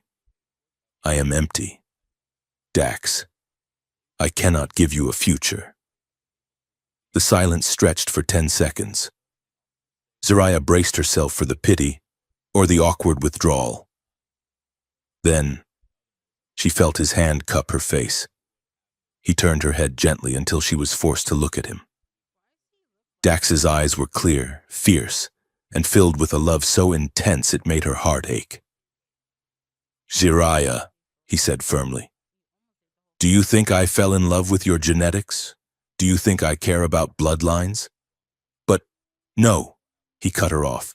He moved closer, pressing his forehead against hers. I have seen the future. I have seen colonies burn and good men die for legacies and empires. I am done with futures that require blood. He kissed the tears from her cheeks. You are not empty. You are full of fire, and courage, and light. You are the only thing in this galaxy that makes sense to me. He pulled back just enough to look into her eyes. I do not care if the stars die, Jiraiya. I do not care if the bloodlines end. As long as I get to watch the stars reflect in your eyes, that is enough for me. That is my future. Jiraiya let out a sob, collapsing into his arms. He held her tight, rocking her slowly as she wept, not from sorrow, but from the overwhelming relief of being seen, truly seen, and loved anyway. By the time the storm broke, they were ready. They stood outside the cave, the wind now a gentle breeze. The ruins of the city below looked different to Jiraiya now. They were no longer a graveyard, they were just rocks. Her past was down there, but her future was standing next to her, checking the charge on a plasma rifle. Here is the plan, Jiraiya said, her voice steady and commanding. We use the codes to ghost the Oblivion's womb sensors. We fly the vagabond right down the throat of the beast, into the main hangar disguised as a returning drone. Risky, Dax noted, though he was grinning. The drone flight paths are automated. If we deviate by a millimeter, the station's point defense cannons will vaporize us. Then do not deviate, Jiraiya said. Once we are inside, we split up. I will head to the bridge to upload the override codes and disable the AI. You go to the engineering deck and rig the main reactor to blow. We are blowing up the station? We are broadcasting the truth first. Jiraiya corrected. We upload the files to the open net. Let every planet in the galaxy see what the Dominion and the Command are doing. Then, we blow the station to hell and escape in the chaos. Simple, Dax said. Suicidal, but simple. Are you with me? She asked, holding out her hand. Dax took it, interlacing his fingers with hers. Always. They hiked back to the Vagabond. The ship powered up, its engines whining as they defied the gravity of the dead world. They blasted off, punching through the atmosphere and jumping to light speed before the dust could settle. The return to the Thanatos system was tense. The black star loomed in the viewport, a void in the universe that seemed to be waiting for them. "Approaching the perimeter," Dax said, his hands flying over the controls. "Engaging the override codes. Now." The Oblivion's womb appeared on the sensors. It was huge, silent, and terrifying. "Codes accepted," Siraya said, watching the readout. "They think we are Drone 4 Alpha returning for maintenance." "We are in the pipe," Dax said. "Hangar bay doors are opening." They glided toward the massive opening in the side of the stealth ship. It was working. They were going to make it. Then, the console screamed, "Warning! Missile lock detected." "What?" Siraya shouted.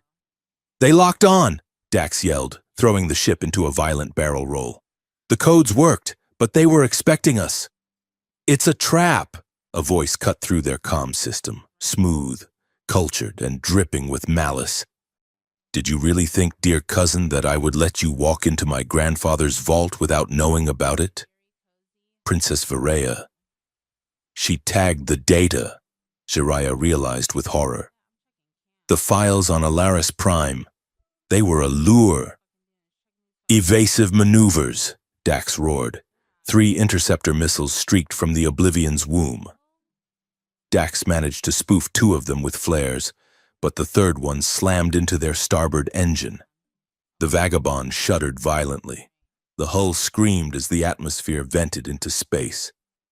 "Starboard engine gone," Dax shouted. "We have lost stabilizers."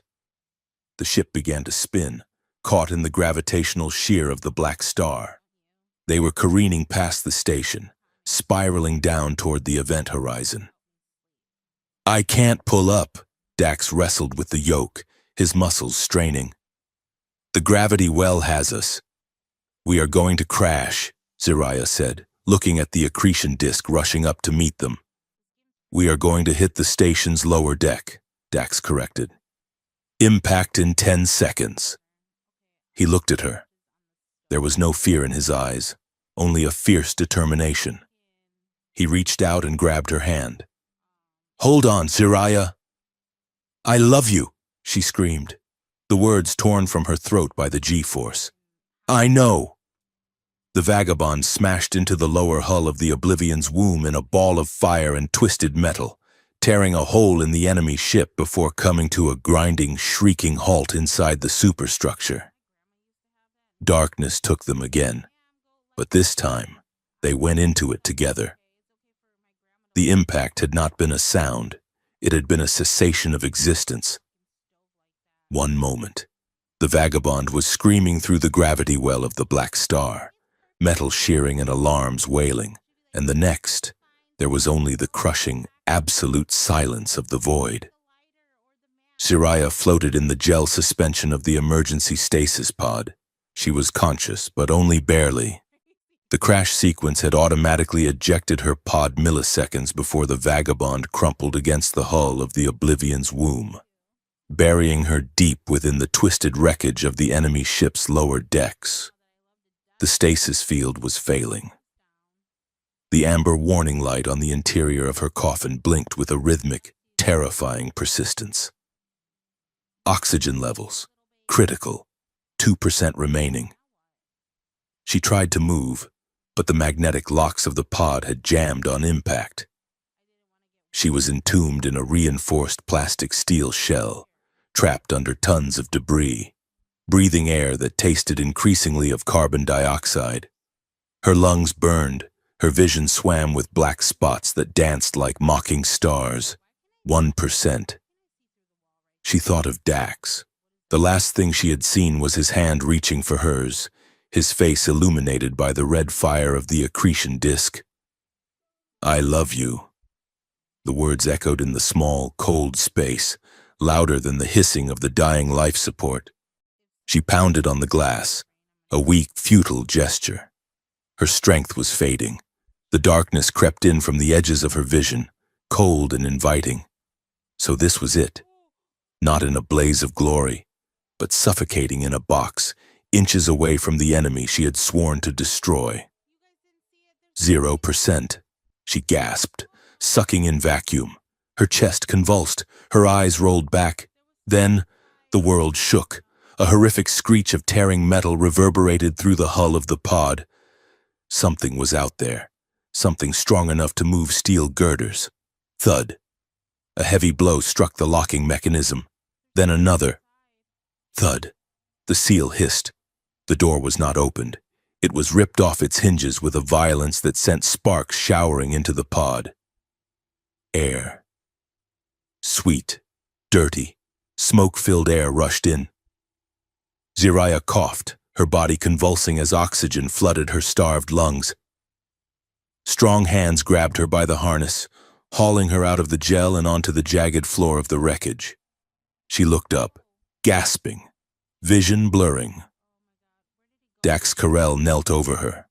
He was a wreck. His flight suit was shredded, revealing the black undersuit beneath, which was soaked with blood at the shoulder and thigh. His face was coated in soot, blood dripping from a gash in his hairline, masking one eye. But the other eye, the steel gray one, was wide with a frantic, terrifying relief. "Breathe," he commanded, his voice a raw croak. "Damn you, Zariah, breathe!" "Dax," she wheezed. He didn't wait for her to finish. He pulled her up, crushing her against his chest. It wasn't a gentle embrace, it was a collision. His mouth found hers, desperate and searching, claiming the breath she had just regained. Zariah clung to him, her fingers digging into his bloody shoulders, anchoring herself to the only solid thing in a spinning universe. They stayed like that for a long moment, huddled in the shadow of a twisted support beam, their foreheads pressed together, sharing the same ragged air. "I thought I lost you," Dax whispered, his voice shaking. "The pod was buried. I had to dig." Zariah looked at his hands. His gloves were gone. His fingers were raw, bleeding, the nails torn from clawing through jagged metal to get to her. She took his hands in hers, kissing the bloody knuckles. "You found me. You always find me." Dax pulled back, the soldier returning to his eyes. He winced as he shifted his weight. "We are not safe yet. We are inside the Oblivion's womb, lower maintenance deck.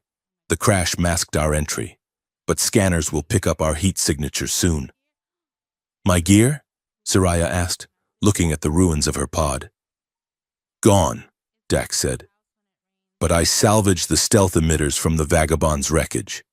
They are damaged, unstable, but they will give us a cloak for maybe 30 minutes.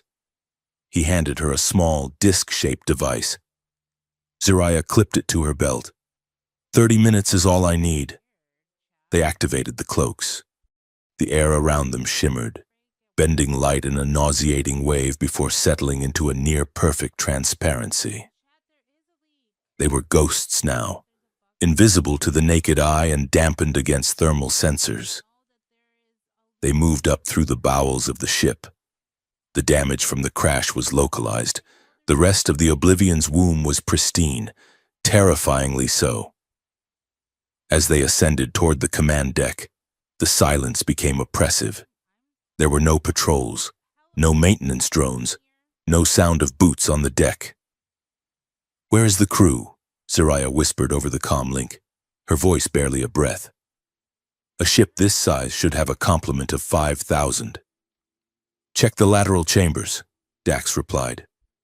They passed a viewing gallery overlooking one of the massive habitation rings. Zariah stopped, her blood running cold. The crew was there, thousands of them. They were not manning stations. They were lying in rows of sleek white stasis beds, cables plugged directly into the base of their skulls. Their faces were slack, blissful, eyes rapid moving beneath closed lids. "They are asleep," Zariah realized, horror dawning on her. "Not asleep," Dax said, scanning a nearby terminal. Neural linked. They are in a simulation, a utopia. He projected the data onto his HUD so she could see it. Viraya has them living in a perfect world. They think they have already won.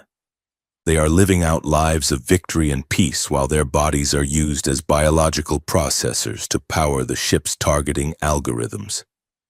She turned her own crew into batteries, Ziraya hissed. She gave them a dream so they would sleep through the genocide. It is efficient, Dax said, his voice grim.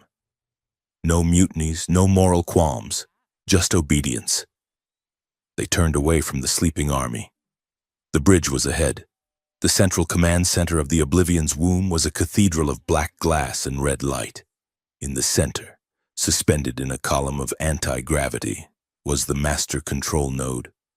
This was where the stellar womb was integrated and where the broadcast array could be accessed. The room was empty. Too easy, Dax murmured, sweeping the room with his scavenged kinetic rifle. Check the corners. I have the console, Ziraya said, sprinting toward the central column. She didn't have time for caution. The countdown on the main screen read, sterilization sequence T-minus 40 minutes. She jacked her biodrive into the interface. The prime key codes she had stolen from her father's ruins flashed green. Access granted. I am in, she said, her fingers flying across the holographic keys. I am disabling the AI. Dax, set the charges on the coolant lines. If I can't stop the launch, we blow the core. Dax moved to the far wall, pulling the last of their explosives from his belt. Charges set. 2 minutes to detonate on my mark. Ziraya initiated the broadcast sequence. Uploading the Alaris files to the Galactic Open Net. People are about to see exactly what you always were, predictable cousin. The voice did not come from the speakers. It came from the shadows behind the throne. Ziraya froze. Dax spun around, rifle raised. Princess Viraya stepped into the light. She was breathtaking, a vision of royal perfection in robes of white and silver that seemed to float around her. Her violet skin was flawless, her eyes bright with cruel amusement. She held no weapon, but the air around her hummed with psionic energy. Viraya, Ziraya said, stepping away from the console. Ziraya, Viraya replied, smiling like a viper. And the Terran pet, how quaint. You really thought you crashed into my ship by accident. We beat your sensors, Dax growled. I let you beat them, Viraya corrected. She snapped her fingers. The air shimmered. From the walls, the floor, the ceiling, shapes materialized. They were not guards. They were elite sentinels, cloaked in the same technology Ziraya and Dax had been using. They had been watching the entire time. Before Dax could pull the trigger, a high-frequency sonic blast hit him. He crumpled, his rifle clattering to the floor as he clutched his head, screaming in agony. Dax! Ziraya lunged for him. Hold her! Viraya commanded. 2 sentinels grabbed Ziraya, their grips like hydraulic vices. They dragged her away from the console, away from Dax. You brought the prime key right to me, Viraya purred, walking over to the console Ziraya had just unlocked. I needed the ancestral codes to finalize the targeting sequence. My father locked me out before he died, the old fool. But you walked right in and opened the door. I am uploading the truth, Ziraya shouted, struggling against her captors. The galaxy will know. The galaxy will be too busy dying to care, Viraya said, tapping a final command. Broadcast canceled. Targeting locked. Initiation in 10 minutes. She turned to Ziraya. But we have time for a family reunion. Ew. She gestured to the sentinels. Put her in the chair. They dragged Ziraya to a device that looked like a cross between a throne and a medical scanner. Metal restraints clamped around her wrists and ankles. A neural interface crown descended from the ceiling, pressing cold needles against her temples. What are you doing? Ziraya gasped. You have spent so long running from who you are, Varela said, leaning in close. She smelled of orchids and ozone. I am going to show you what you could have been. I am going to give you the one thing you never had. Peace. No! Varela activated the machine.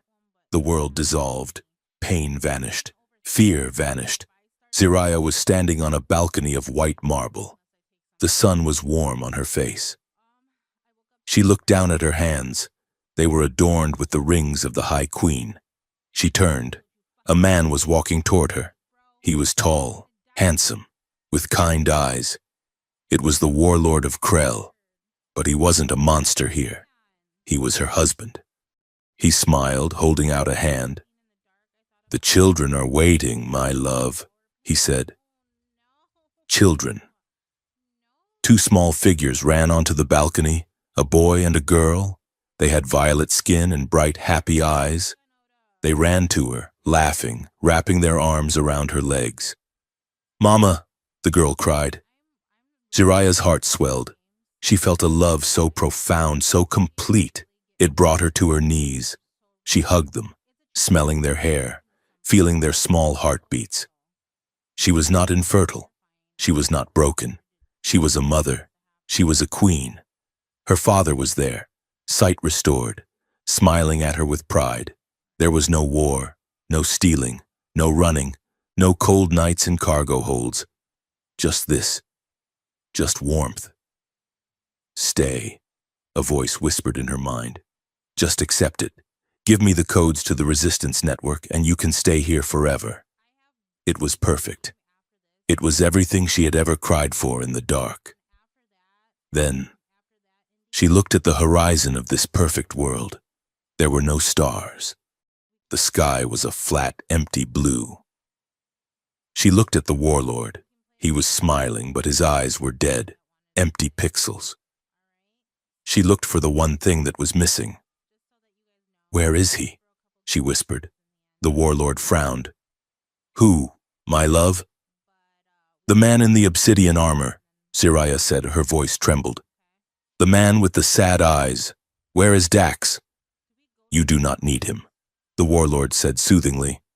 He is just a bounty hunter, a jagged edge. You are smooth here. You are whole. No, Ziraya said, standing up. The children clung to her, but she pushed them gently away. This is not real. I am not whole. I am jagged. The sky began to flicker.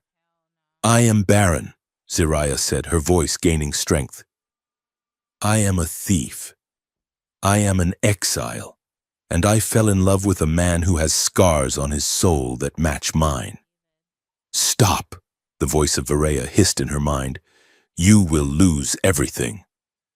I would rather have nothing that is real than everything that is a lie, Ziraya screamed.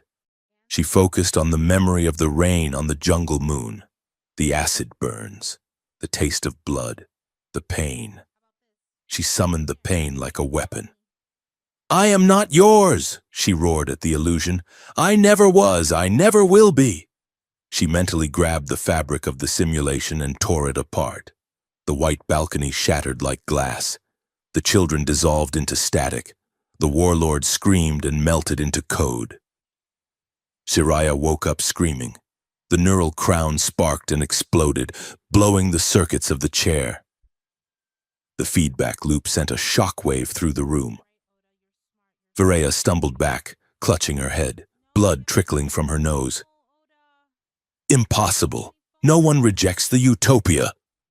Ziraya ripped her arm free from the restraint, snapping the metal lock with a surge of adrenaline-fueled hysteria. She didn't think so. She moved.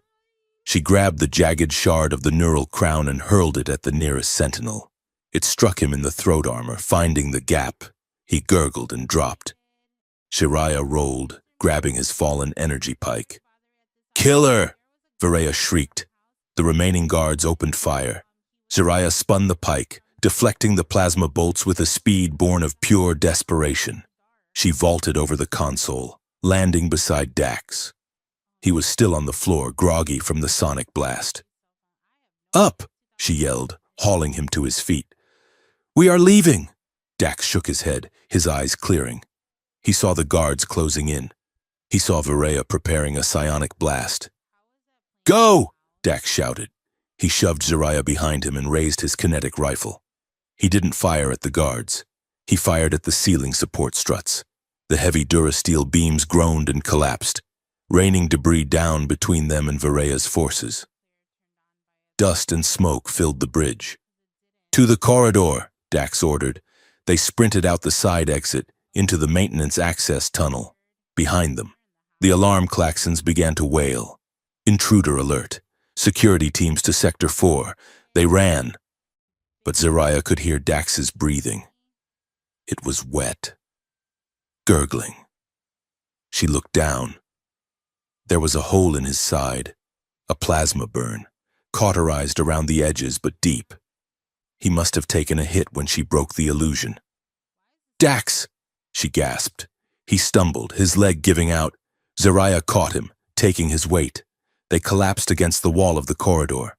The floor was sleek, white metal, now smearing with his dark red blood. "Leave me," Dax wheezed, his face gray, sweat beading on his forehead. "I will hold the door. You get to the secondary relay." "Shut up," Zaraya said, her voice breaking. She pressed her hands over the wound, trying to hold him together. "Do not give me that noble soldier garbage." "It is deep, Shiraya," Dax whispered. He looked at her, his eyes losing focus. "I can feel it." Shiraya grabbed his face, smearing his blood on his cheeks. She pressed her forehead against his, locking her eyes with his. "Listen to me," she commanded, her voice fierce and shaking. "You survived the war. You survived the crash. You survived me. Do not you dare die before I get to love you properly." Dax blinked. A faint smile touched his lips. "Properly? I thought we made a good start in the cave." "That was just the prologue," Zaraya sobbed, a laugh catching in her throat. "I have a lifetime of arguments to win. I have 1,000 stars to show you. You promised. Dax, you said you would watch them reflect in my eyes." Dax took a ragged breath. He reached up, his hand trembling, and gripped her wrist. The strength in his fingers was fading, but the will was iron. "Then help me up," he gritted out. "I can't watch the stars from the floor." Zaraya pulled him up. He leaned heavily on her, his arm over her shoulder, her arm around his waist.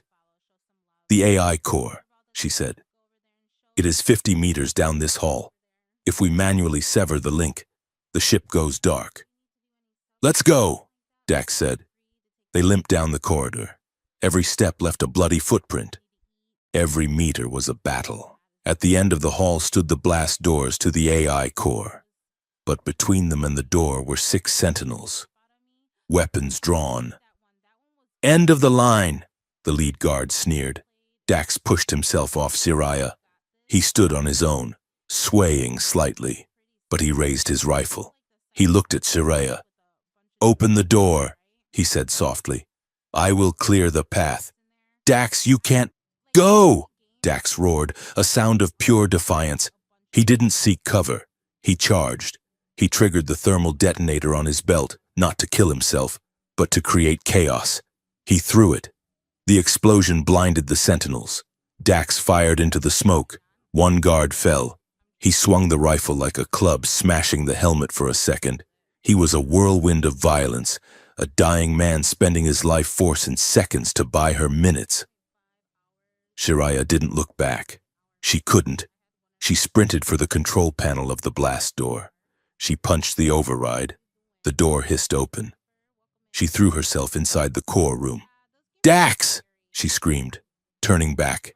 Dax was standing in the doorway. He was shot 3 times, chest, shoulder, leg. He was bleeding out. But he was still standing. He looked at her. He smiled. "Finish it," he mouthed.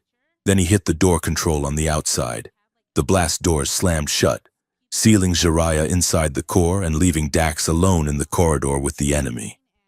Jiraiya screamed his name, pounding on the metal. But there was no answer. Only the hum of the AI core behind her, and the terrible silence of the man who had blocked her path, and then cleared it. The blast doors hissed shut, severing the connection between Zariah and the man she loved. Inside the AI core, the air was frigid and smelled of ozone and sterilized dust. The room was a cavern of pulsating blue light, dominated by the central processor of the Oblivion's womb, a towering monolith of crystal and circuitry that hummed with the stolen consciousness of 5,000 crew members.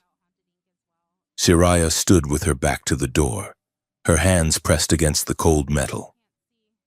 She could hear the muffled sounds of violence from the corridor, the whine of plasma fire, the dull thud of armored bodies hitting the floor, and the roar of Dax's weapon. Then silence. A scream tore from her throat, raw and ragged. She spun around, hammering her fists against the sealed door. "Dax, open it! Open the door!" There was no answer. She collapsed against the panel, sliding down until her knees hit the grating. He was gone. He had locked her in to save her, to force her to finish the mission. If she tried to override the door now, it would take minutes she did not have. She looked at the central processor. The interface terminal waited, blinking with a steady, rhythmic pulse. Targeting solution locked. Outer Rim Sector 7, sterilization in T-3 minutes. Zariah wiped the tears from her face with the back of a bloodied hand. Her grief was a physical weight, crushing her lungs. But she forced it down. She shoved it into the same dark corner of her soul where she kept the memory of her exile and the faces of the men she had killed. "Do not let the stars go out," her father had said.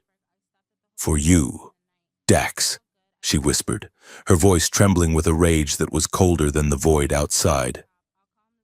She sprinted to the console. She didn't just type. She attacked the interface. She slammed the data drive she had carried from Alaris Prime into the port. Upload initiated. The screen flooded with code. The files, the shadow ledgers, the communication logs between the Dominion and the Terran command, the blueprints of the sterilization virus, the video footage of the sleeping crew, began to stream outward. She bypassed the ship's internal dampeners. She hijacked the Oblivion's womb's own broadcast array, the one meant to signal the victory of the elite. She boosted the signal gain to maximum, aiming it not at a single receiver, but at every public node in the galaxy.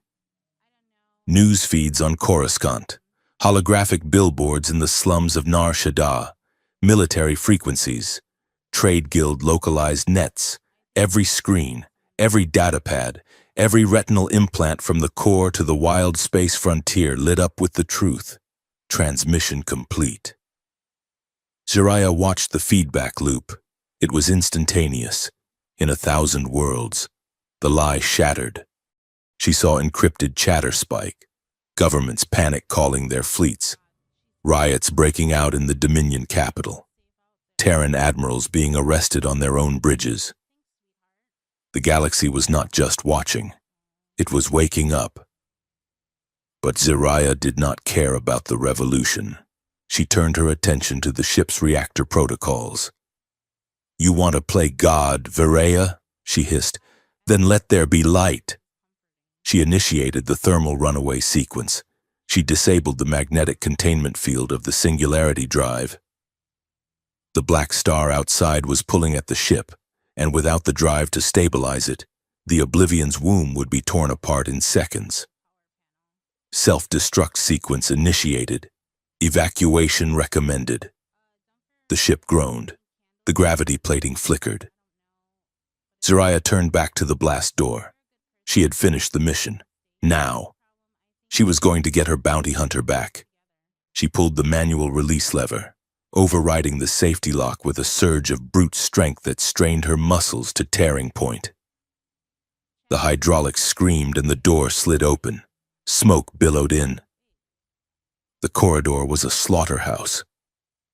6 sentinels lay dead, their armor shattered by kinetic impact or blown apart by thermal grenades.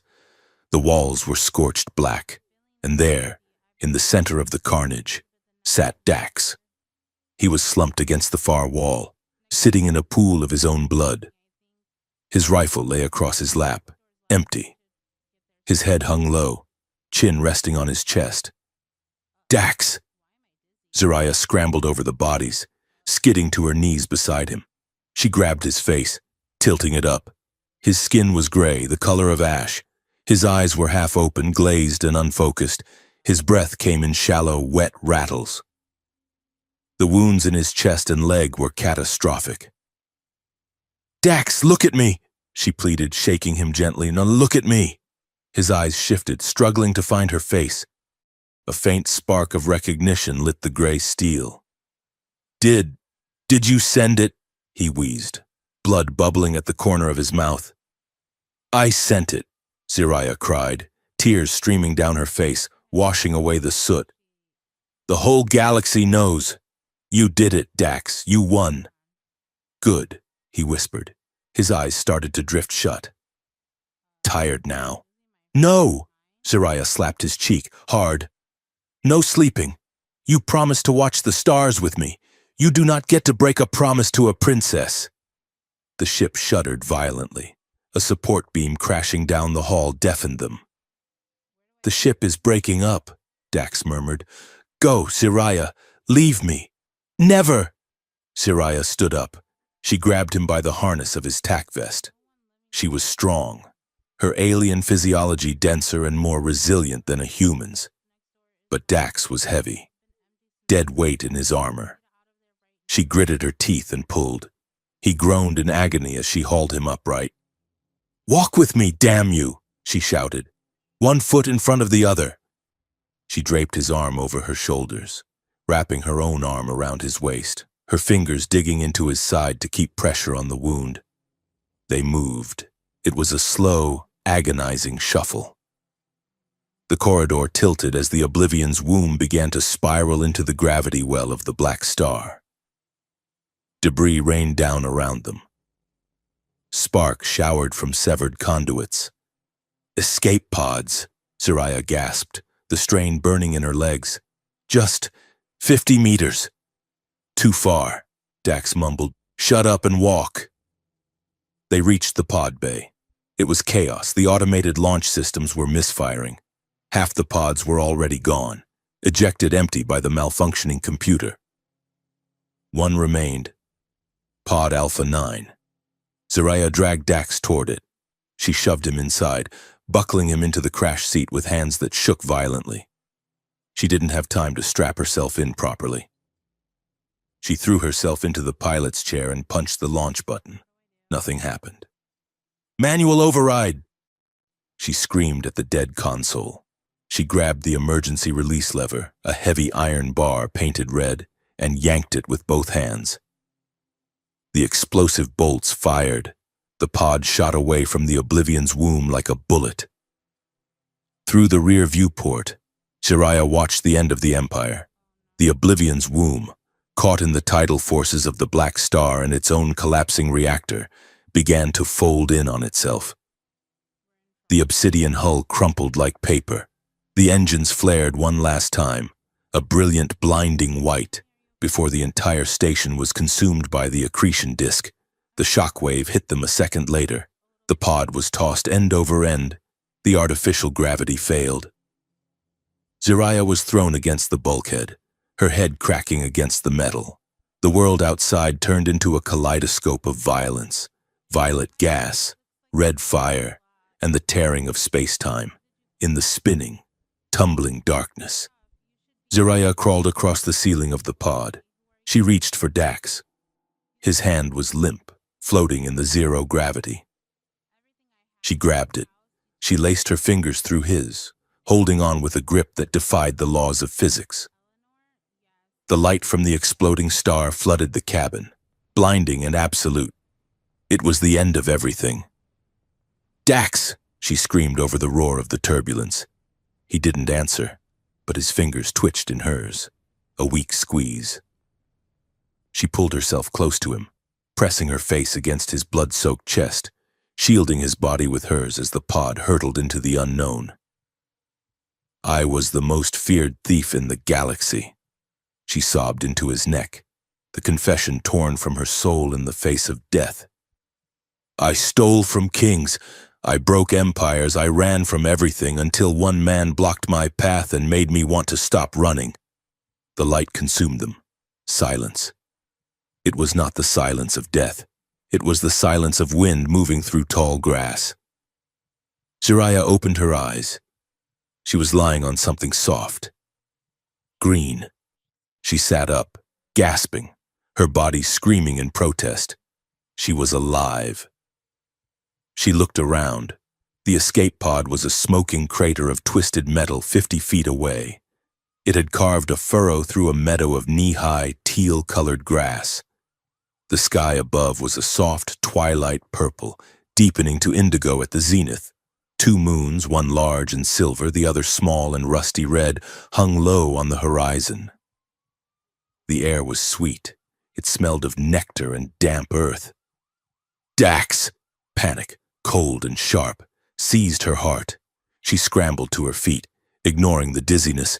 He was lying near the wreckage, thrown clear during the impact. He was face down in the grass. Jiraiya ran to him. She fell to her knees, rolling him over. He was pale, so pale. His chest armor was gone, stripped away by the crash or the blast, leaving only the tattered remains of his undersuit. The bandages she had applied in the corridor were soaked through. She pressed her ear to his chest. Thump, thump, thump, slow, weak. But there. Oh, thank the stars, Jiraiya wept, collapsing across him. Thank the stars. She spent the next hour dragging him away from the wreckage, fearing the radiation leak from the pod's engine. She built a makeshift bed from the parachute silk and mounds of soft moss she gathered from the tree line. She had no medkit. It had been destroyed in the crash. She had only the knowledge she had gleaned from a dozen different worlds and the natural resources of this unknown planet. She found a stream of clear, cold water. She cleaned his wounds. She found broad, waxy leaves that smelled of antiseptic and bound them over the holes in his body. For 3 days, he did not wake. Jiraiya did not sleep. She sat beside him, holding his hand, whispering stories to him. She told him about her childhood before the exile. She told him about the heist on the moon of Vex. She told him about the time she stole a senator's wig just because he was rude to a waiter. On the 4th morning, the fever broke. Jiraiya was dozing, her head resting on his stomach, when she felt a hand brush her hair. She shot up, eyes wide. Dax was looking at her. His eyes were clear. The gray was no longer dull. It was the color of polished iron. "You talk in your sleep," he rasped. His voice was wrecked, dry as old parchment. Jiraiya burst into tears. She buried her face in his neck, sobbing uncontrollably. "I thought you were dead," she choked out. "I thought I killed you." Dax's hand moved slowly, stroking her hair. "Hard to kill," he whispered. "Too stubborn." "Where are we?" he asked after a moment, looking at the purple sky. Jiraiya lifted her head, wiping her eyes. She looked around at the lush valley, the towering trees with silver bark, the distant mountains that glowed pink in the morning light. "I do not know," she said. "The nav computer was fried. We fell out of hyperspace blind when we could be in the wild space. We could be in another galaxy entirely." Dax took a breath, wincing as his ribs expanded. He looked at the peaceful horizon. There were no ships, no cities, no Dominion banners, no war. "Good," he said. Weeks turned into months. The planet was a paradise. The climate was temperate, a perpetual spring. There were animals, gentle grazing beasts that looked like 6-legged deer, but no predators that they had found. Recovery was slow. Dax walked with a limp for the first 6 weeks. Jiraiya became his crutch, his nurse, and his hunter. She fashioned a spear from a salvaged strut of the pod and hunted fish in the river. She gathered fruit that tasted like honey and pears. They built a shelter. It started as a lean-to against a massive silver tree, but over time, it grew. Dax used his knowledge of structural engineering to weave branches and clay into a sturdy, weatherproof cabin. Zariah wove mats for the floor and fashioned furniture from fallen timber. They healed. Zariah's scars faded to thin silver lines against her violet skin. Dax's wounds closed, leaving jagged reminders of the price he had paid. But his strength returned. He began to hunt with her. They would run through the tall grass, chasing the wind, laughing like children. The shadows of the war, of the Dominion, of the bounty, began to recede. They stopped looking at the sky with fear, expecting a dropship. They began to look at it with wonder. One evening, the twin moons were full, bathing the valley in a surreal, dual-toned light of silver and crimson. They sat by the fire they had built outside their cabin. Dax was whittling a piece of ironwood into a flute. Zariah was watching him, her heart so full it felt like it might burst. She stood up. "I have something to show you," she said nervously. Dax looked up, setting the wood aside. "What is it?" Zariah went into the cabin. She went to the hidden cache where she kept the few items she had salvaged from her belt pouch on the day of the crash. She came back out holding a small metallic device. It was shaped like a lotus flower, pulsating with a faint, rhythmic blue light. She sat down beside him, holding it out. "Do you know what this is?" she asked. Dax studied it. He shook his head. "It looks like Valara tech, ancient." "It is," Zariah said, her voice trembled slightly. "I stole it years ago, from a private collection on Zenith Prime. I kept it. I never told anyone. I never tried to use it because I had no one to use it with." She looked at him, her violet eyes vulnerable and open. "It is a fertility synthesizer," she whispered. "Bioresonance technology. It was designed to heal genetic damage in the royal bloodlines, to repair the anomalies caused by inbreeding or radiation." Dax went still. He looked from the device to her face. He remembered the cave on the stormy planet.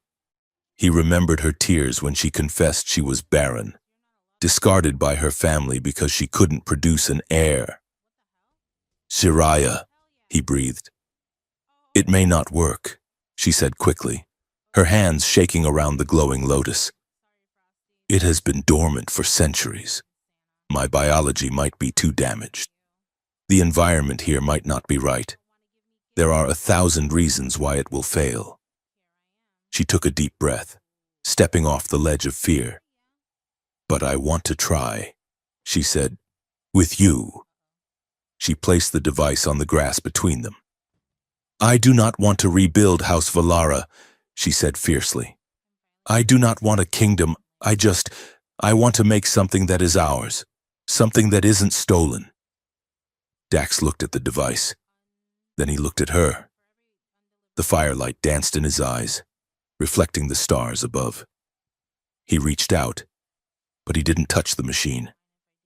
He took her hands, pulling her toward him until she was straddling his lap. "You think I need a machine to make this real?" he asked softly, his voice rough with emotion. "I want to give you a family," Zariah cried softly. "I want to give you everything." Dax brought her hands to his lips, kissing her palms. "Zariah," he whispered, leaning his forehead against hers. "You saved me from the dark. You gave me a reason to breathe when I wanted to die. You gave me a home on a rock in the middle of nowhere." He kissed her, a soft, lingering touch that promised forever. "You already gave me everything." He reached down and activated the device. The blue light expanded, humming softly, enveloping them in a field of warm, harmonic energy. It felt like a heartbeat. Jiraiya let out a sob of relief, wrapping her arms around his neck. Dax held her, pressing her into him, his hands moving over her back, claiming her not as a protector, but as a partner. They lay back in the warm grass, beneath the canopy of the twin moons and the billion stars of the unknown galaxy. Jiraiya looked up. The stars were different here. The constellations were strange, but she wasn't lost. She felt Dax's hand on her waist, his skin against hers, his heart beating against her chest. The galaxy had changed. The Dominion was falling. The Terran command was fracturing. The warlord was dead. But none of that mattered. They didn't need to run anymore. They had run all the way to the end of the universe and found the beginning.